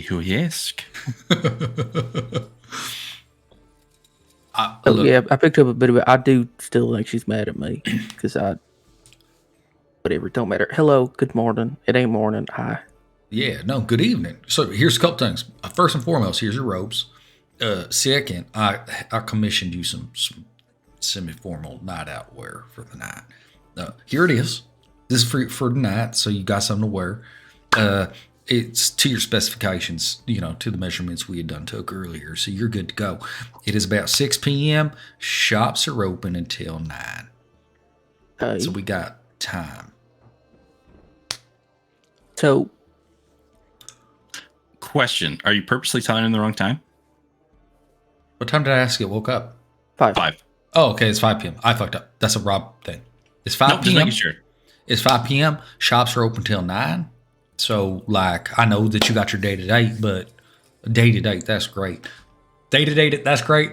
Oh man, But all I these need you words to is get back right. on track. You're doing wonderful. I need. Hey, so first off, this is an outfit, isn't it? What do you mean? He just like gestures broadly to all of the frills. It's kind of not me. I don't think. I think you're worrying about it too much. I think you should put it on. That we should think about it. Because think about this: you don't put that outfit on this morning, and you were like, "Fuck this." Well, this was yesterday morning, but you know what I mean when I said this morning was yesterday morning. So you put it on, and you were like, "Clearly not." And then once you seen your chest was out there, you were like, "Okay, maybe." And then the next thing I know is you was pushing it out a bit. So maybe shut the fuck and try it on and just see. And then if we got to make some adjustments to it, we can. We got a little bit of time. So one, thank you, appreciate it. Two, I don't see myself warming up to this one, but I will put it on because I do appreciate you getting it. That's the end of the statement, I guess. Yeah, we got time to take that shit in. It's not a big deal. If I really truly hate it, worst case, I have it on hand for if we ever, I don't know, moonlight as nobles or something. This just looks not. It don't matter. You don't even know. Put it on. Just try it. We'll find out. Look, I'll leave the room. I know you're a little gun shy. It's fine. But here's the deal. I'm gonna leave. You just try it on. And anything about it you don't like, we can always. I gotta get a patch. And Compton's gesturing to his uncovered fucking eye hole. So I mean, I gotta go over there anyway. So I didn't get a good look at that. That looks fucked up. I'm sorry. That was a bad way of saying that. But like, that looks rough. Compton gestures with your whole fucking situation. Just okay. Okay. So now we're doing this, right? Because I got like, and Craig is entirely shirtless, so he just like reaches up and flexes like, I'm doing fine. I mean, Compton, you're you know what you're into. Yeah, Craig's kind of got it. He's an attractive man. I'll be like, look, if I didn't know your sister the way I do, there'd be look, I gotta go. Look, okay, just put the my fucking sister clothes should on. not be the thing that stops you there. It should be somebody else. But okay. What I was gonna say, it's because before I got sidetracked, I do think you'd rock it with an eye patch. Would I though? I mean, but okay, so I gotta figure out a color. All things considered, you lost the right one. I don't just mean the one on the right side. I mean the correct one. Wait, why is the right one better than the left to lose? Your left side's kind of like, the better one. Yeah. Oh shit! I didn't notice that. I've always thought your left side was a little. Oh shit! I need to start like leading with the SI forward. That's fine though because the patch. But like it makes the right side kind of distinguished. Like you got like a pardon the joke, an eye catcher with the eye patch. Oh shit! Goddamn, Craig, you funny as fuck. All right, okay. So we got to get me an eye patch because I don't want to put on this fucking shirt.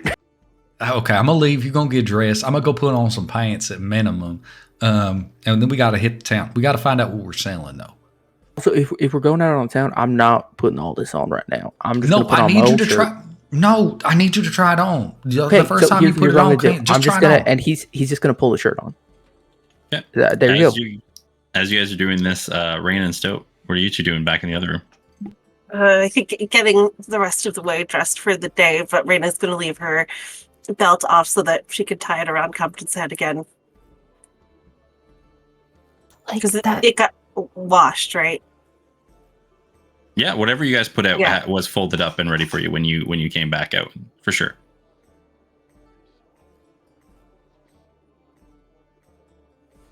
So it's just kind of talking to Raina about the outfit. But I don't understand the hat.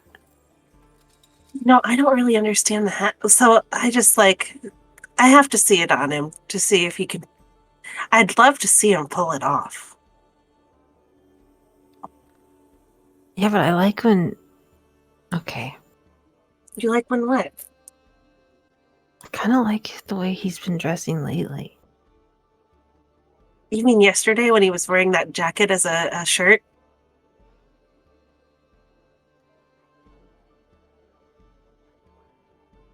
I kind of like the way his arms look now. Oh. Well, you should tell him that. I'm sure he'll appreciate it.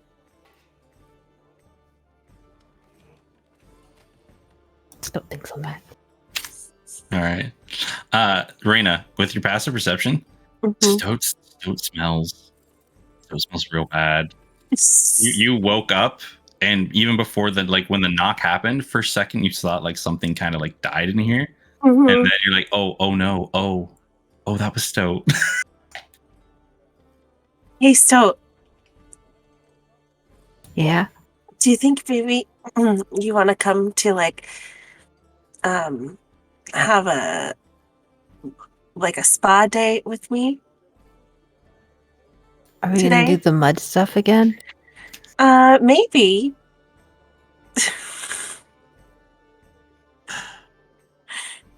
I don't know what they have here, but like just, take a nice soak. All that good stuff.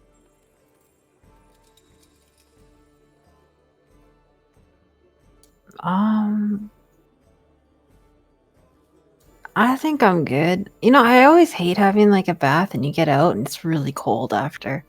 That's true. I understand. I understand that. Okay.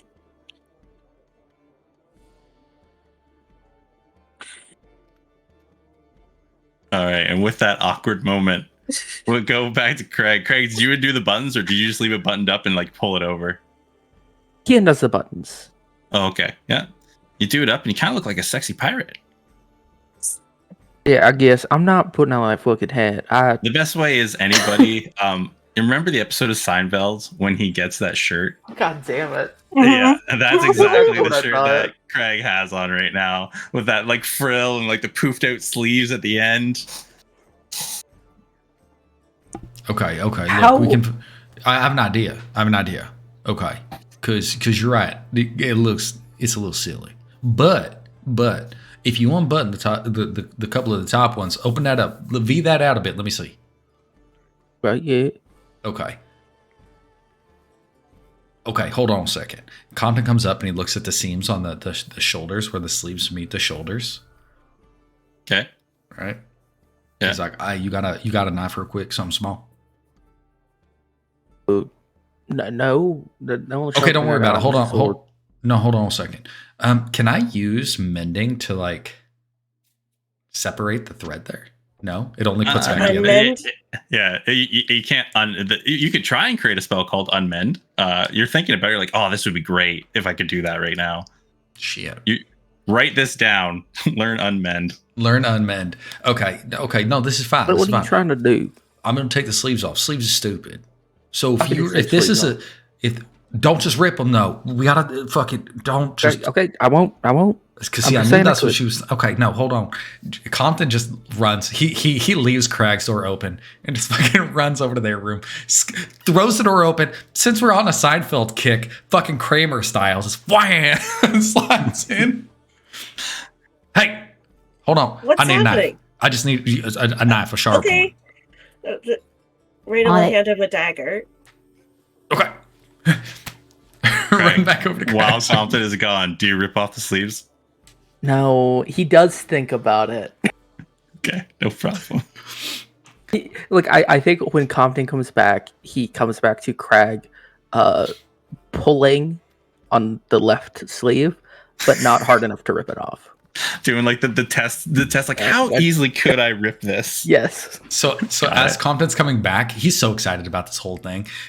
I fucking miss your door. And so I go to stop and I start sliding. And so you see Compton just start to like slide past your door, but he's got that thing where the upper part of his body is now tilted back. He's like, oh fuck, and I fall down. There's a loud ka-dunk in the hallway. It's fine. No, it's fine. Okay. And he gets up and he just stumbles into the room. No. Okay. It's fine. Okay. And I'm gonna go and I'm gonna pop the seam on the shoulder. And Easy then enough, just pull the thread out and then take the sleeve off and then do the same on the other side. So now it's a sleeveless V-necked poofy fringe shirt. Do you cut off the fringe? Well, that's up to Craig. I was like, okay, so this looks nice. This isn't bad. We got your jacket cleaned. You can put the jacket on over this. Just like suss it up. So Okay, like, that's- the shaky sleeves are gone now. Like at the end, the tattered sleeves are all gone, but you still have like this big plumage, right? Yeah, no, right in that area. he is so aware of that. Yeah, okay, so that's great and all, but like this, and he just gestures to his chest. I ain't feeling that. Okay. Raina The would doors have, are open. yeah, Raina would have followed, like when she heard you falling down, she's like, what the fuck is going on? And so she would follow you in. And so as soon as she gets like at Craig's door, she'll be like, wow, Craig, you look like a beautiful cat. Roll me deception. Yeah, I was gonna say insight check. A cat? A proud lion. Oh, okay. A deception check, you said? Yeah, roll me a deception check against a 17 instead. I guess you said, right? Yes. Yeah. That's a 18. Yeah. Miss Raina, you got all due respect, and he'll look at Compton. Real bad taste. you absolute slapdick. Hi, hold, shut. No, okay, fine. I'm just saying, like, if he Here, says no. that about me, what's that say? It says a lot, goddammit. I sorry, don't I'm need to done. hear it right now. Can we do okay? The frill, should we keep it or get rid of it? No, I don't want it. Oh, Okay. there's an option to not have it. Yeah, well, the great thing about clothes is that you can just cut them up with a knife. If you get the seams, right? Well, how you say that? But the sleeves on my old robes, I just tore those off. And Even those were shot to it- shit, so it didn't wasn't look hard. right. Okay, hold on. I'm gonna find the seam and I'm gonna try to take the frills off, like from the base where they connect. Yeah, for this one, roll me a sleight of hand check. Would it be looking at the stitch? Do I Yeah. see that it is an intricate stitch and it's like, oh, this might be hard? Yeah, a little bit. I'm going to instead be smart enough to go, hey, look, I know how it worked, but I ain't got the dexterity to pull this one off. Mama didn't. Like, look, I didn't work in the shop for a reason. Miss Ray, Stowe, What? come here. Okay. What? Okay, I need you to cut. Okay, come here real quick. See this stitch right here on this here seam? What does Stowe think when she sees Crag in this fucking frilly shirt? Stoat just kind of looks up at Craig to see, like, you realize what you're wearing. Craig looks miserable. I'm picturing, like, Beauty and the Beast when the Beast gets dressed Yes. up. Yes. Okay, you see the seam right here, right here where the frill meets the rest of the shirt. Yep. Okay, can I get you to take a sharp knife in there and then pop that seam out? All you're trying to do is separate the thread. Then we can just pull the thread out and just separate the frill right off that shirt.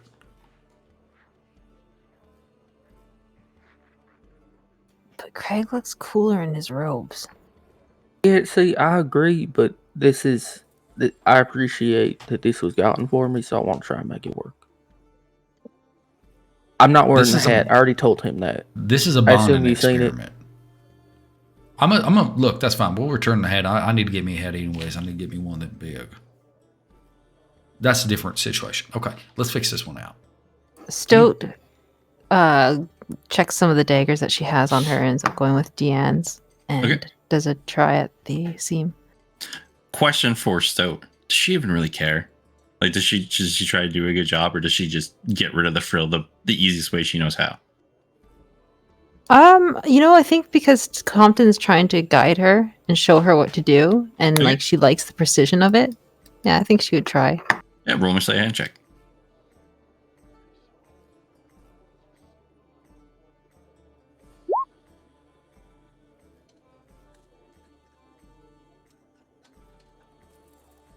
$15. Yeah, you take your time. You get there though, and you're able to kind of like cut it off or remove the seams as it goes, and you're able to pull off the fringe. So now, like, as soon as it gets revealed, like you had the shirt open, as soon as the fringe gets cut off the side that it was, Craig is rocking the Fabio right now. Hell yeah, that's the look. Hot damn! Look at them fucking pectorals just popping through. Tell me that ain't a look. But it is a look, yeah. Okay, Craig, I need you to do me a favor. I need you to scratch your head and then point at the moon. Where's the moon? It don't matter. Just to the sky. Scratch your head, point at the moon. And he's gonna like open the window and poke his head out of it. Can he see the moon? Oh God, it's not late enough for him to see the moon. I'm like pretty sure. With it, you're not really gonna see the moon too much right now. But you're leaning at the window. Yes. You see as like someone was working, you hear a clatter as someone was looking up at the window and then just picking up their things and continue walking down the road.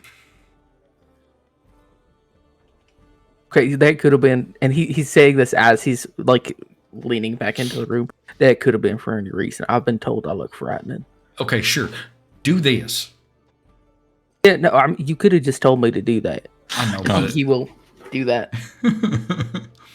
Oh boy. Does it not look nice? Okay, and Compton looks to the girls like, No, you look good, Craig. And I mean, I'm not lying this time. So you were lying last time. I was lying last time, yes. Okay, that's good because I was gonna start worrying. Stoat, look at them arms. Yeah, I mean, it looks a lot better than it did. You do see the almost crackling vein-like light that runs up his arm, Stoat. Yeah. I do need you to try on the hot pants, though. I was thinking about maybe not, actually. But look how tight they look. I gotta know. I was thinking maybe not, actually. But I mean, it could be great. It could be wonderful. You don't even know. Did you see how high them boots went? I did, and I'm thinking maybe not. As you're all having this conversation, you hear like the roar of the inn below the tavern starting to like pick up. There's clatterings going on. You hear some music being played downstairs. It's a pretty good guess it's around dinner time. Okay. Well, here's the thing. I got to get dressed, right? Because, I mean, look. You certainly do. You're a fucking prude. It's fine. So, I got to get dressed. Stoat, I got to tell you something real quick. You need a fucking bath. What? You need to bathe. Here's the thing. We can rub dirt on you after. That's fine. But there's a layer of funk in there that just ain't fucking right. Like it permeates. Kind of like that onion smell.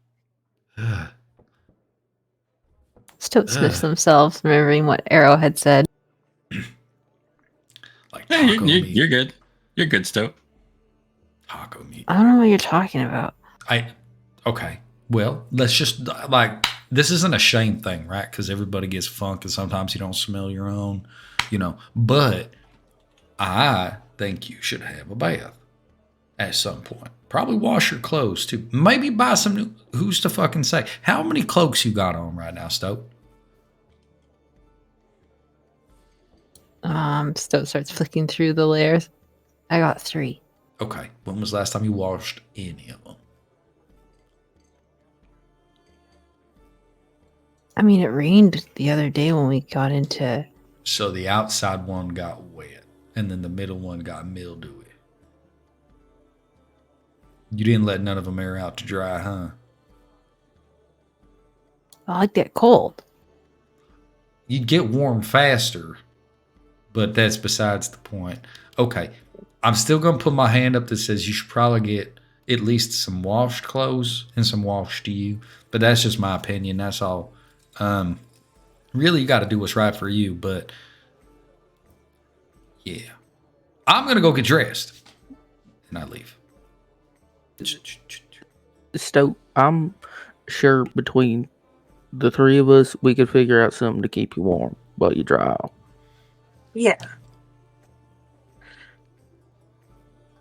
Then he will like pick up a set of his robes. These ones, the sleeves, these will keep you warm. It's like one of them blankets with sleeves. I forget what they call those things. You just rock around in this for a little bit. They're like snoogles. Yeah, I don't know. But it would also Yeah. dry off, which is important to getting warm. It's the water makes you cold? Yes. Yeah, Well, you it's get the out. air after you get out of the water that makes you cold. It keeps you away from the air, too. That's important. There's a nice little stove in there in the bathroom. It's real cozy.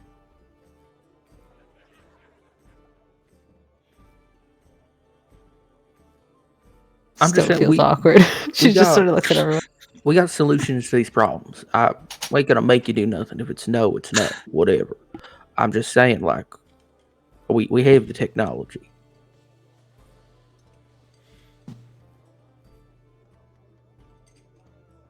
I'm gonna go put my regular clothes back on. So he just stands there, staring at them. Okay. Come on, Stoat. Stoat follows Raina. Closes his door. He's just gonna put on the jacket shirt he was wearing before because those are his walking around clothes. All right, no problem. You get no dressed. armor again, being hopeful. Compton, you go back and you get dressed easy enough. Rain and Stoat, you guys are heading towards the bath. I do shove the book in my bag. Okay. I double check that the map is in my bag. Yeah, that's where you put it. It is there. No, Yeah. no, it is. This is just a character thing. I'm very concerned about losing this map, so like he's gonna continually check on it, and then he's gonna sling it onto his shoulder. He's not wearing the eye patch. Like at this point, it's just an open socket, and he fucking doesn't care. He's going down to. He assumes Craig's door's closed when he walks out, so he assumes they're either in there still talking or whatever. But they'll find him, so he goes down to the main inn area. And if there's room at the bar itself, I'm gonna like just head up to the bar and grab a seat. Is there Easy a bar? enough. There is where the person who right where the kitchen door is that you notice. There is a place where a lot of people were sitting, and like people who don't have room for the table, they will go up and give them their food and everything like that. Okay, yeah. So he'll head over to that area and kind of like grab a stool to just wait to figure out what everybody's trying to do. No problem. Easy enough to grab a drink, relax, enjoy the tavern. It seems to be in live swing. There seems to be some live music being played. It's all in all good times.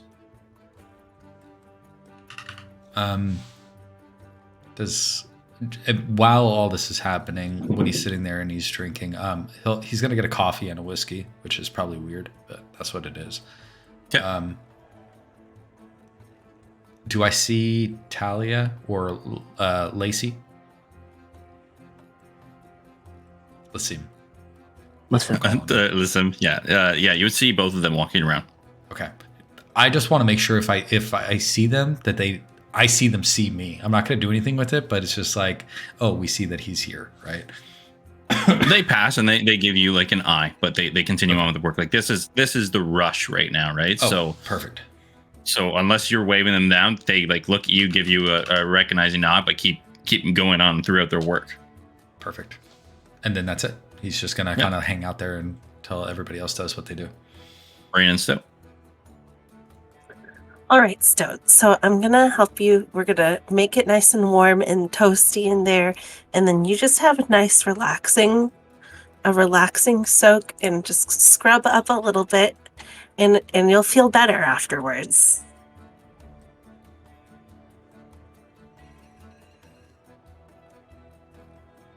In the bathroom, are there like scented like bubble bath or anything? Not bubble bath, but like just like scented perfume like stuff to put in the water. They have this little shelf of like little this says like lavender oil and stuff like that. Just little small bottles that you can see most people have been using as like some are half full, quarter full. Just a little assortment of like soaps and stuff like that. Yes, so it would be like sniffing them and just like scrunching up her face like. Ugh. You don't have to use any of those. All right. Rena, do you think after you could do my hair? Yeah, I could do your hair. I kind of want to learn how to braid. Oh, I could teach you that too. I could teach you if we can use Compton. Or Craig. Craig has long hair. Yeah, either one. Craig would look great with braids. You could like show me on Compton and I could practice on Craig. Yeah, perfect. So we'll do that after you're done. Okay. I'm gonna go downstairs probably when you're done. Alrighty. Okay. Oh, hey, Raina. Mm-hmm. What about the bag? Oh, do you want me to hold it while you're in here? Yeah. Okay. And Right. one Yeah. more thing. Mm-hmm. She looks around. Nobody's around the bathroom right now. People are going back and forth through the hallway, but no one is stopping at any point. The hall stays bare every once in a while. But in the bathroom itself, like as soon as you're in there, you guys are privately in there. Stoat feels around the neck of her sweater for Banksy again. Nope. Never mind, Raina. Okay. Well, anything you need I'll just be right downstairs. Okay. Okay. Raina's gonna go back to the room, grab her belts. Well, she's gonna go to see if Compton's there and he's not. And when she sees that her belt is still there, she'll grab it and then head downstairs and sit next to him at the bar. Yeah, so you have like the heated oven, like the wood stove where you can like heat up the buckets and everything like that. Do you heat up your water and everything? Yep. To the best of her ability. Probably too hot. Which makes it extremely hot because she's. Does she ever kind of hang out and like touch the stove? I imagine she would. Is it a metal pail that she's got, or a kettle? There's like a metal kettle, yeah, and then there's the wood stove top. I imagine she's touching the kettle in a way that's not just like gingerly on the handle, like she's touching the actual metal part to steady it as she pours. So as you're holding it, and like the warmth kind of washes over you, when you hold it with your hand with the gem in it, you start to feel your hand like heat up for a moment, and you feel your hand sink into the kettle pot. And when you pull back, your hand is imprinted into the kettle pot as you see a small hole has burned through the kettle and water is pouring out of it. Oh no. Oh no. Still pours the water in and puts the kettle back in a way where the hole's not pointed towards, like, facing outward. No problem. So yeah, the kettle now has like your hand imprinted into it.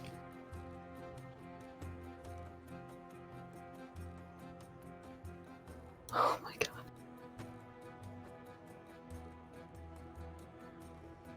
And actually, yeah, so like that happens, and then so Stoat would try to touch something else that's hot. Nothing happens. When she touches the stove? Nothing. It burns like it normally does. It feels real warm. You hold it there longer than most people would be able to withstand. But then it gets sooner or later gets hot. But nothing else for now.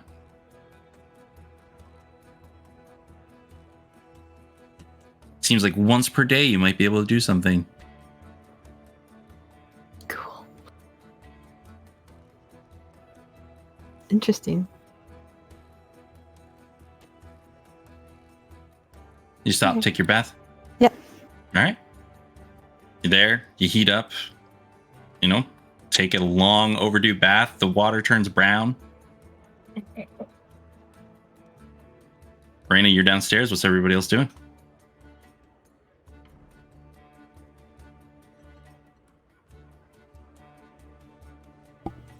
Craig's next. I think Craig just heads downstairs eventually and reconvenes with everybody else. Yeah, Raina and Craig, you both headed downstairs. It's a very open, very, very busy right now. But you do see, able to pinpoint where Compton is very quickly sitting at the bar. He does have the sword on his back, though. Okay. Yeah, I'd head right over to Compton. If there's a seat next to him, take it. Can you tell me if there's a seat? Is there a seat or no? With it, you might have to tell someone to scooch down. If she shows up and there's no seat, and Compton sees that she's coming or whatever, I'm gonna stand up and give you the seat. I'll stand next to you, and you can have the seat. But you don't want to sit down? No shit. Look, my mama would beat my ass. Made you stand here. Please sit down. It's fine. Okay, thanks. She'll sit. Oh, here, I got you whiskey. Oh, thank you. Yeah. She will gladly take it. He sips on his coffee a bit. Yep. Easy enough. You have your drinks, sipping your coffee. Craig, you would see them as well, just sitting at the bar. Craig will just go like in a way as to take up as little space as he can, which is a tall order. He will just stand next to them. Yeah. And as you're all standing there, you can see like the place is packed. Even trying to find any like sitting room is very hard at this time of day. If you're all trying to like unwind, have a place to sit, you might have to go somewhere else at this very moment to find somewhere that's a little more spacious. Because the hubbub, like everybody's talking right now, a lot of people, you can tell, just like whispering to the murmurs, a lot of people are here for the festival in town. All right. So here's what I'm thinking. As soon as Stowe's done with that bath, we could probably divide and conquer a little bit. You got about 3 hours, but probably about 2.5 hours until your date. You need to sell a sword. We should check in with Stowe to see what else we got in the bag. Maybe we can sell some more of that stuff. Just offload what we don't need. I really am not particular to anything. I mean, I've got the bag here while she's in the bath, but she knows what's in it. Yeah, see, and that's the thing is I don't rightly know. Well, we also kind of got to figure out because the bag's broken, right? Like we've got to be real careful about what we be putting in it because it can only take so much now. But I know there's some money in there. There's a good heaping amount of money in there. I want to say there's somewhere around 350 gold, maybe about 1,500 silver or so. So I know we're not like completely hurting for funds, but in terms of like things that we can get rid of,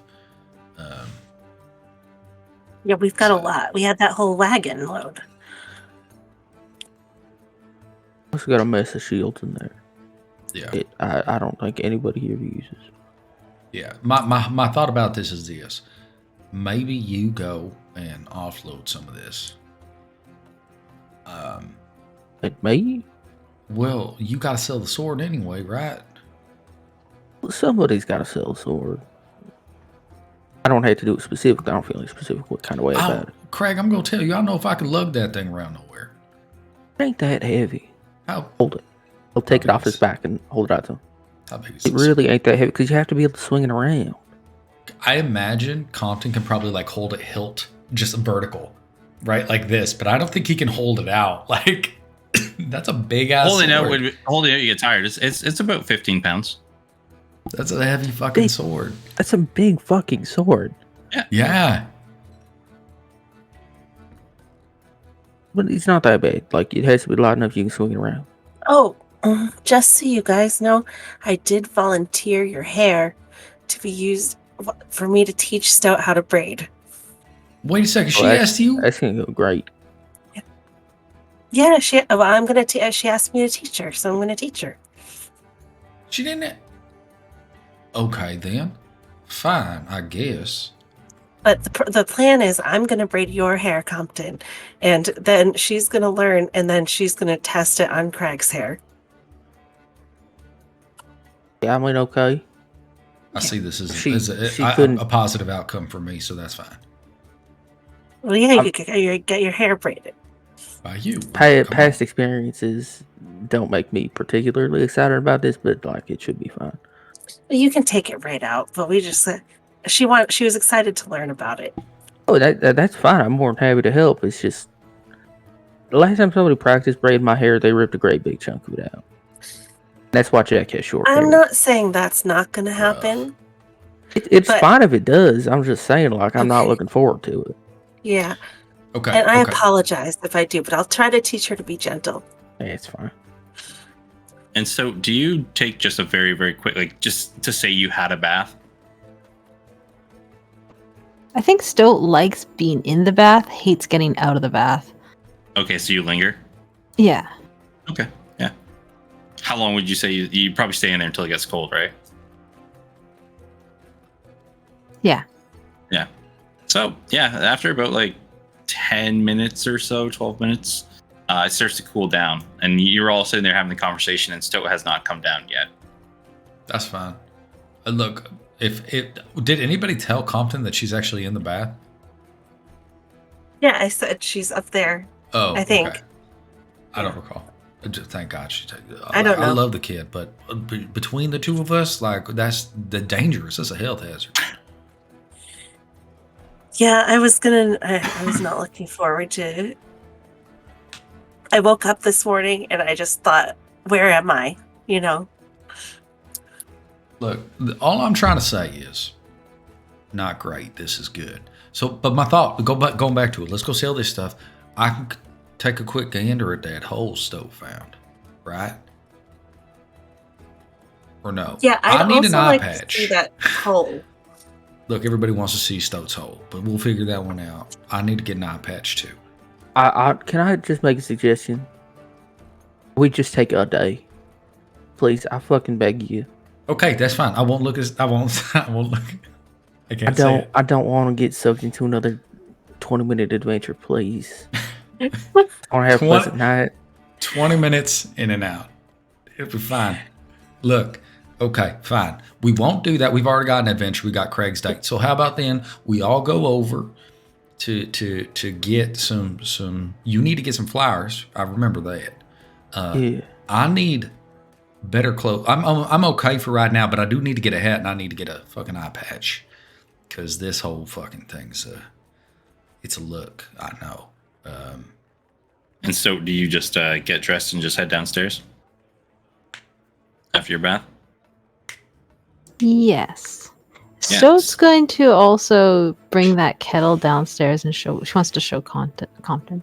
Okay, so you see, like right now, it looks like a child wearing dad's clothes right now, I love as the height difference between Craig and Stoat is substantial. So Stoat, your sleeves are like, you have to like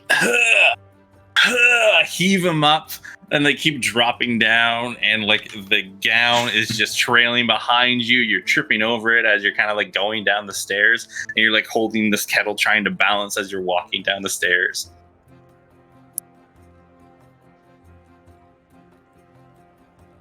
It's a look. Stoat, look at you. Do you want some help? How do you walk in this thing, Craig? But with confidence. Also with like an additional 4 feet of height. It ain't that much. I mean, it's a lot. Raina's gonna go It's like over and help a 3 Stoat maybe. like cuff up the sleeves like a million times so that it stays folded, maybe, and then like tie a knot in the back of the robe so that it stays up a little off the ground. Yeah, you're able to like grab it and like wrap it kind of almost Yeah. around her and tie a bow to see her feet underneath. Yep. But you're warm, right? So there's that. Yeah. Hey, Compton. She pulls out the kettle. Yeah. Well, that's a nice pot you got, Stoat. She turns it around so you can see the hand imprint on it. Yeah. The hell is that? That's my hand. No, that's. What the fuck you do to the pot? She holds up the hand that has the gem in it. I don't know. I was just pouring it into the tub, and I was touching it, and then my hand like went almost through it. It was like it was. Oh, okay. Wait a second. You said something about fire giants, right? Yeah. Okay. Hold on. Let me think. Compton's gonna like try to think back. Does this sound like heat metal to Compton? You roll Arcana. 13 and 12, 25. 25. You've heard of heat metal. When you do heat metal, it distributes the heat to like scald someone, right? Mhm. This is weird. That is like actually warped the metal. Like her hand pushed through this, right? Right. It kind of has the same attributes of heat metal. It just seems like more focused.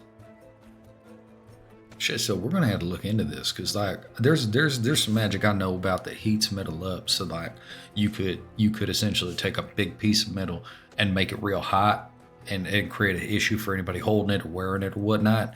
But it looked like this is like pinpoint, and I bet you if you had just kept pushing, you would have went straight through it.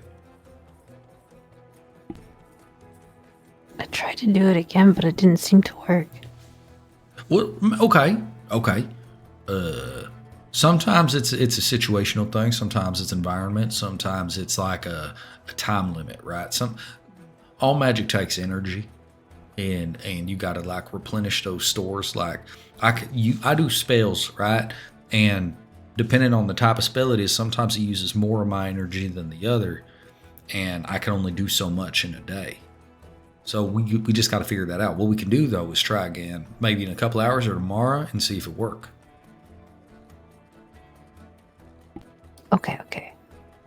But that's real cool. Look at you did magic. That was mad. I did that. That was magic, you think? I mean, for right now, we're definitely gonna say it's magic. We can change it later. It's a write-in. We can change it whenever we want. You want to go shopping?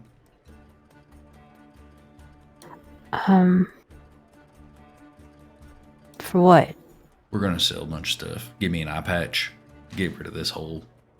Are we gonna go through that bag? Because it's like falling apart.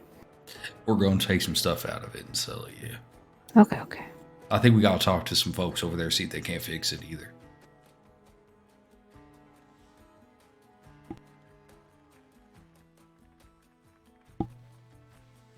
And as you all sit there, talk about your ideas for the evening, the bustling tavern all around you kind of murmuring in the background, washing out any noise that could be heard over a distance. Just the hustle and bustle all around you going on, talks of everything going around in the Shaw Garden. You all are relaxed, relieved. Your adventure at the beginning of the day behind you at this point, and the city of Shaw Garden ahead of you open. And we will end the session there. Yay! That gives us a whole week to prep for Crag's date. You guys, Yeah. I like that one. I like the end there where we're just shooting the shit with each other. Yeah. So We good called to it. not be on an adventure. To just be vibing for a minute. We're on an adventure to get Crag some. Matchmakers. It's gonna go terribly. It's gonna be great. And It's gonna it'll be something. fantastic. It'll be something. That's for sure. All right. Anybody got anything to say?